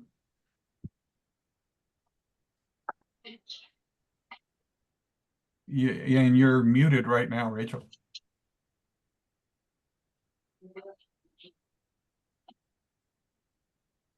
Gotcha. Sorry about that. I was saying you heard quite a bit of our discussion. We really kind of dug in on the purpose-driven piece. And I would say some of the big thoughts that came out of there was, you know, how do we provide a purpose to our employees and communicate that purpose? Similar to what someone else had just mentioned was, you know, highlighting the impacts on the community is an obvious way. There was some discussion of, you know, the difference between deriving purpose out of, you know, what you're doing at work versus, you know, does your work allow you to have, you know, things that you do outside of work that give you the purpose, that sort of thing. So, you know, and then also the concept of, you know, a lot of little things that you're doing every day versus this one kind of grandiose thing that's, you know, that you're looking for, or is there kind of like an aggregation of little things that's, you know, providing your purpose at work. And then just my observation, which is it does seem to be a generational thing, at least I can see in, you know, our company where, you know, shifting that focus, you know, how you derive your satisfaction, you know, in your life versus your personal time. And then our second piece, we got to the inclusion part. And I just mentioned that, you know, in our company, we've been able to use mentoring, like a formalized mentoring program, and how that's been able to include our younger workforce in some of, you know, with some of our senior management, and have them kind of, you know, shift their view and see like the bigger picture of how the company functions and some of the bigger themes that we're wrestling with, as well as flip it for our senior management, have them, you know, see it through the eyes of someone who's just coming into the workforce and kind of learning the ropes. So that's been very helpful for us in terms of helping people feel included. Great. Yeah, and I might ask Jay if I can, you know, ask you, and my memory is that mentoring piece was one of those major sort of dimensions of your Ubuntu model. Is that right? Yes, it was very important. And just like trust, it was also two-way. So when you set up a mentoring relationship and it goes well, both the people who were chosen to be mentors have that as a moment that made them feel most included because, hey, we want you to show somebody something that makes them feel included. And the people who got the mentor also feel included. So mentoring is almost like a 2-for-1, but it's so important because most, in fact, no organization I've ever been in has all of the rules ever written down, and you only figure out a lot of times what's taboo. You hit the third rail and you go, or you ask about something, or you accidentally spend money on something. And so having that mentoring really is important. But it's also important that the people who are chosen to be mentored are educated and trained on how to be a mentor. Because just because you name somebody a mentor doesn't mean they're going to do it effectively and that they want to be involved and active. Because one thing we saw that wasn't the peak moments of inclusion was people were saying, I had a mentor, but he never really called me or I never really called them. So there's a lot of setup work, but when it works, I heard somebody in our group was talking about a mentoring program and how y'all set that up. It was blind, but everybody wanted to be involved. That's really key. And you got to teach people what is mentoring and what is not mentoring. Excellent. Well, great. Thank you, Jay, for that sort of those comments. Rachel, thanks for doing the presentation on that. So let's go to group 4, and looking at this, it may be Shannon who's up for us. Yes, thank you. In addition to some of the stuff that's already been announced, I think in the purpose-driven, a couple of things that we heard in our group that I thought were great to address are to celebrate those impact stories to add to the purpose. I think celebration is a thing that we don't do enough, and it really does bring everybody in to help understand, what the great thing is and the purpose that we met. And then formalize the purpose, vision, and mission for the team. I guess, kind of like the mentoring, if, those items that are not discussed, those things can be, if those things are done within a team rather than a leadership and reported down, it's probably better that everybody understands the reason for the project or the team or the company mission. On inclusion, I think a couple ideas that they had or that were discussed in our group were one company had an invitation for all staff to take part in a strategic planning session with the board. What a great way for everybody to feel important and have their voices heard. Access to senior leadership in the firm. That way there isn't a separation between staff and leadership. And then the intentionality of bringing women into leadership positions. So that was for the inclusion instead of waiting for it to happen or waiting for it to be someone else's decision. And then for enlarging the circle, we talked about a lot of us are involved in some sort of STEM outreach, and a lot of it seemed to be around those high school students, and then allowing them to work within a local community seemed to be the better way for them to understand how engineering impacts their world. So I think, go ahead.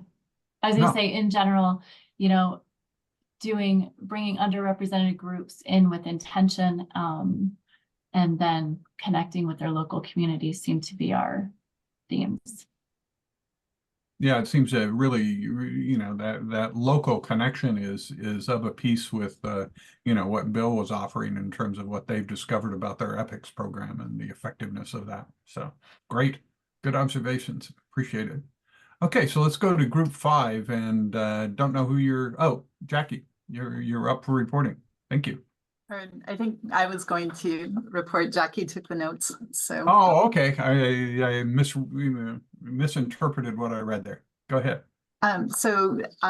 One example of purpose-driven experiences is the integrated engineering program at the University of San Diego, which is an example of integrating vocation and the trainings for vocation and expectations of that at that Jesuit institution, along with the engineering degree. And that really is, I think, a great example of purpose-driven. So I wanted to get that into the notes for this. Other examples that happen more broadly are how the keen entrepreneurial mindset gets incorporated into different programs. And that really, rather than the idea of like, oh, go out and make money fast, it's the idea of creating value and connection and really thinking about for whom do we engineer.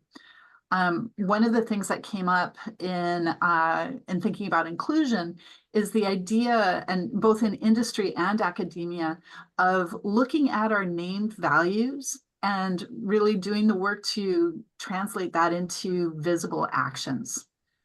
Okay, so that's one part of it, but then the idea of doing assessments. So Kim Shanahan talked about how one of the things they do is a survey every 3 years to get feedback about this. And when you have good feedback, not necessarily positive, but good feedback about whether you are actually doing this translation well, then you can really see, are we having an impact on how inclusive we are? And that can let you respond. If it's going well, then that can snowball and get more people doing it because they can actually see the value. I think those are kind of the key things that we talked about, and I will let it go on to the next group. All right, thank you. All right, group 6. Is it Charlotte? I can do it. It doesn't matter. Oh, okay, Patrick. My name got put up as discussion leader, so. Oh, okay. Again, and as the last group, we support everything that was already said. We spent a lot of time talking about purpose-driven companies being involved in more projects like capstone projects or course projects. But we also talked about some of the professional societies other than EWB. My example was ASHRAE. Some of them have a very purpose-driven mission that they address. But we talked about some of the bigger societies like ASME and ASE maybe being too large in themselves to really see the purpose until you tunnel down to something like Concrete Canoe or a specific subdivision, so you're not looking at all of the industry.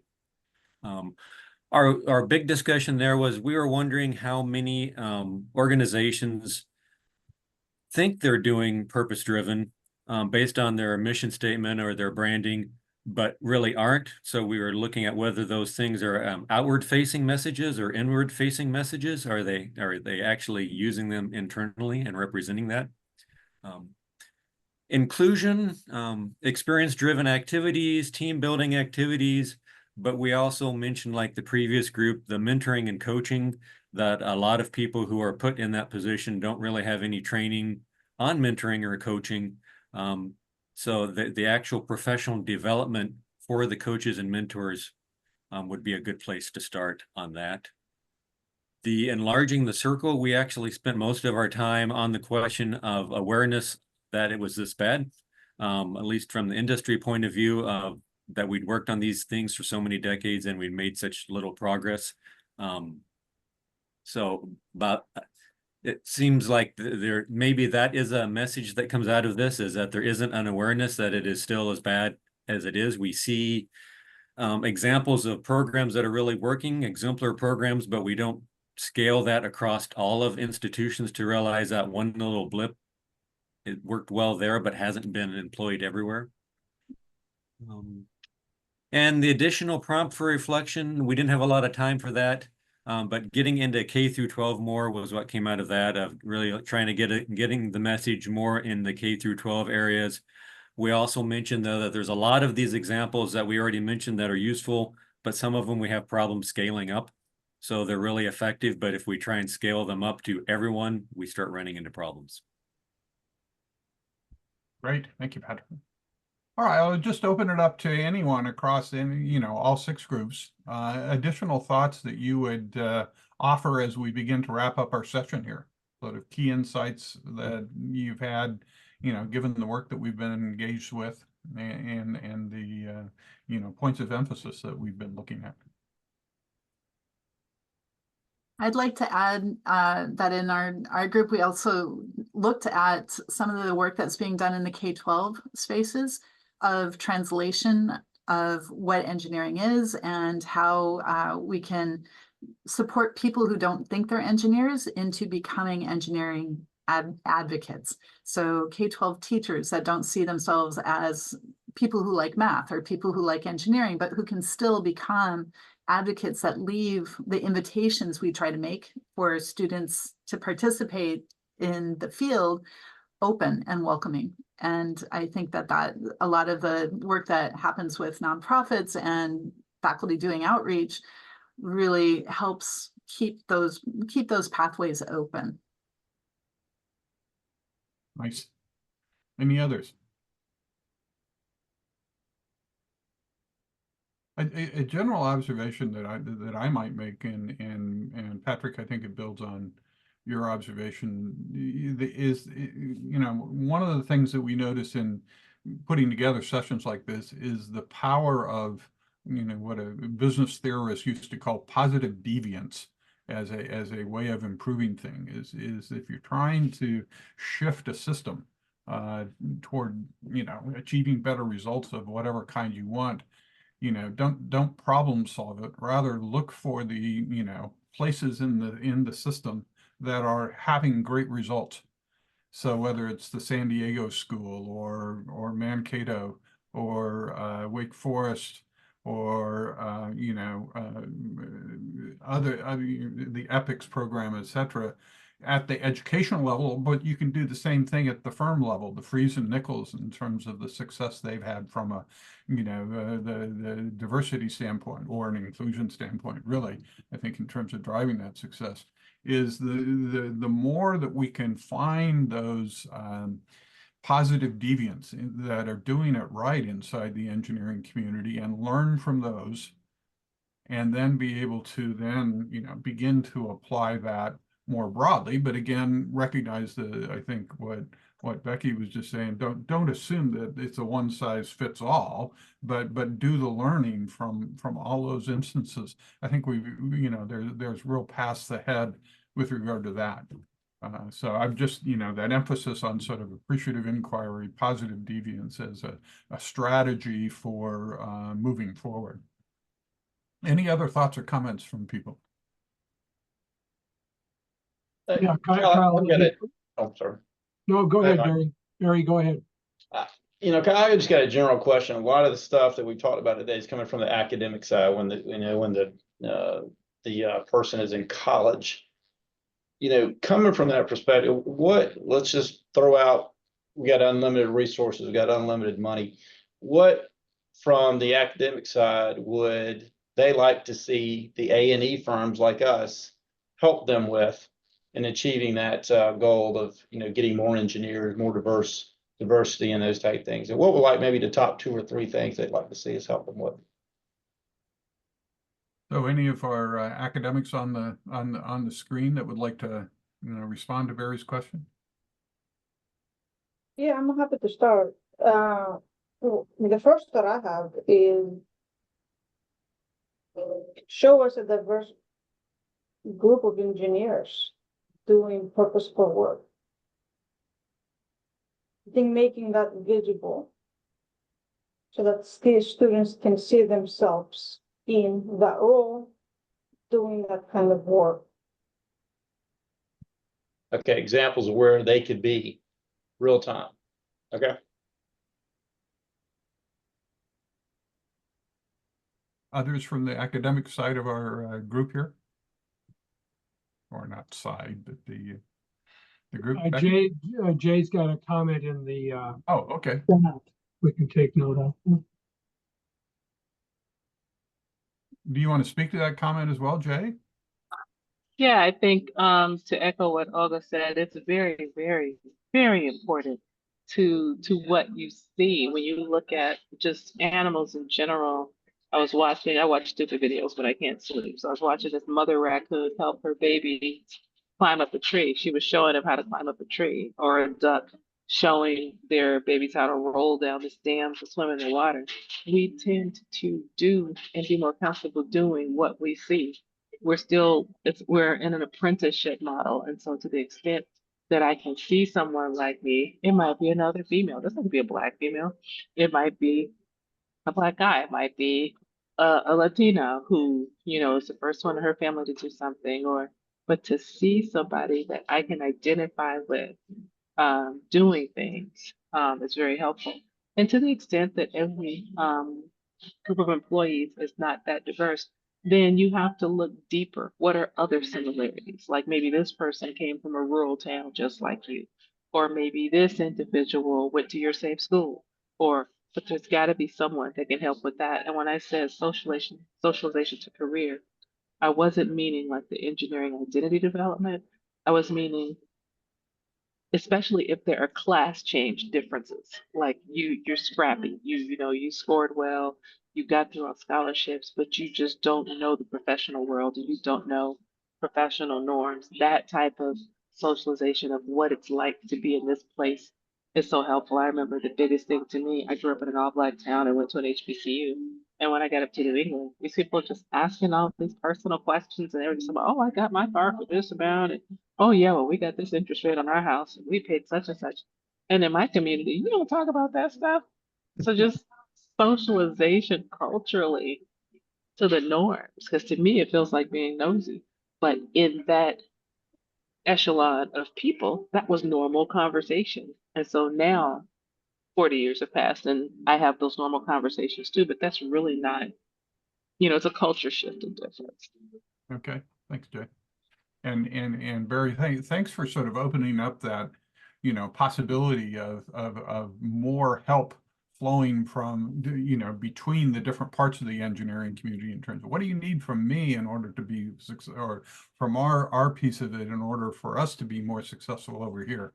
And having that conversation, I think, will, you know, be significant.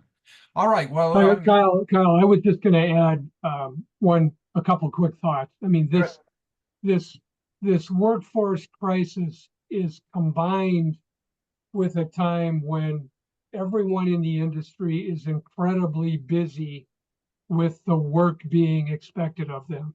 So and we've clearly seen today that teaching the way we've taught for the last 20 or 30 years, that running our companies the way we've run them for the last 20 or 30 years, nothing will change if that if we all stay in the status quo. So a clear need for proactive leadership to do things differently in the face of a time when we're all incredibly busy. And that leadership is what we hope to inspire in Engineering Change Lab. So thanks, everybody. Go ahead, Kyle, close us out. Can I make one other comment, Kyle, before you do that? I just want to say, I think that I thought we had some great discussion here today, and I thought not all of it, but a fair amount of it was around the educational system, right? And getting more engineers into the educational system and then out of the educational system. I come from the business side, and there's a number of us here that are from the business side. And I think as the business side, it's a little bit of a chicken and the egg question here, right? What comes first? And I think that what we also have to do on the business side is we need to be asking ourselves, what do we need to do, or why are people entering our profession and leaving the profession, right? Why are women and minorities entering and then leaving? And as a business side, I think that's the one thing that we need to be looking at is what can we do to keep them, right? I mean, there's been a lot of conversation here around people need to see women leaders and women mentors in the organization. Well, if we can't keep them, then how can they see them in our organizations? So what do we have to do, right? What are we doing that might be different than we've done 10 years ago, 20 years ago? What benefits do we have to provide? What things do we need to do to keep women and minorities in our businesses when we get them?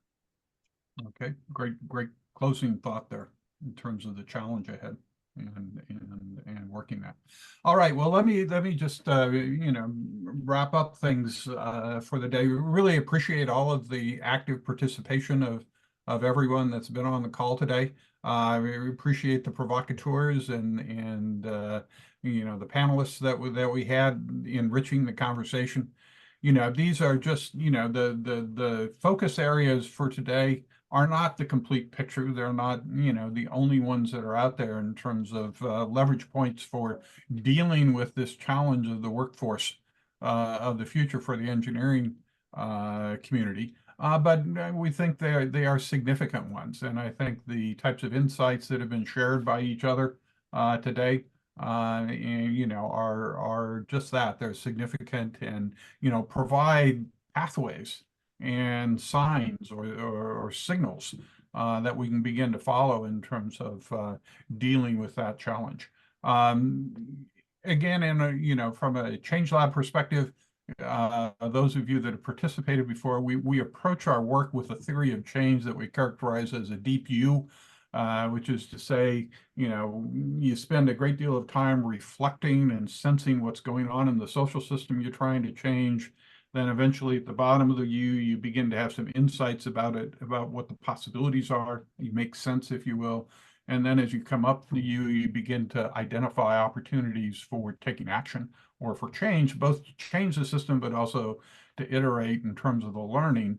Now, what that means for us is that, each of our sessions is a deep dive into that U, but as well, we recognize that over time, we will take the same subject matter and try and go deeper.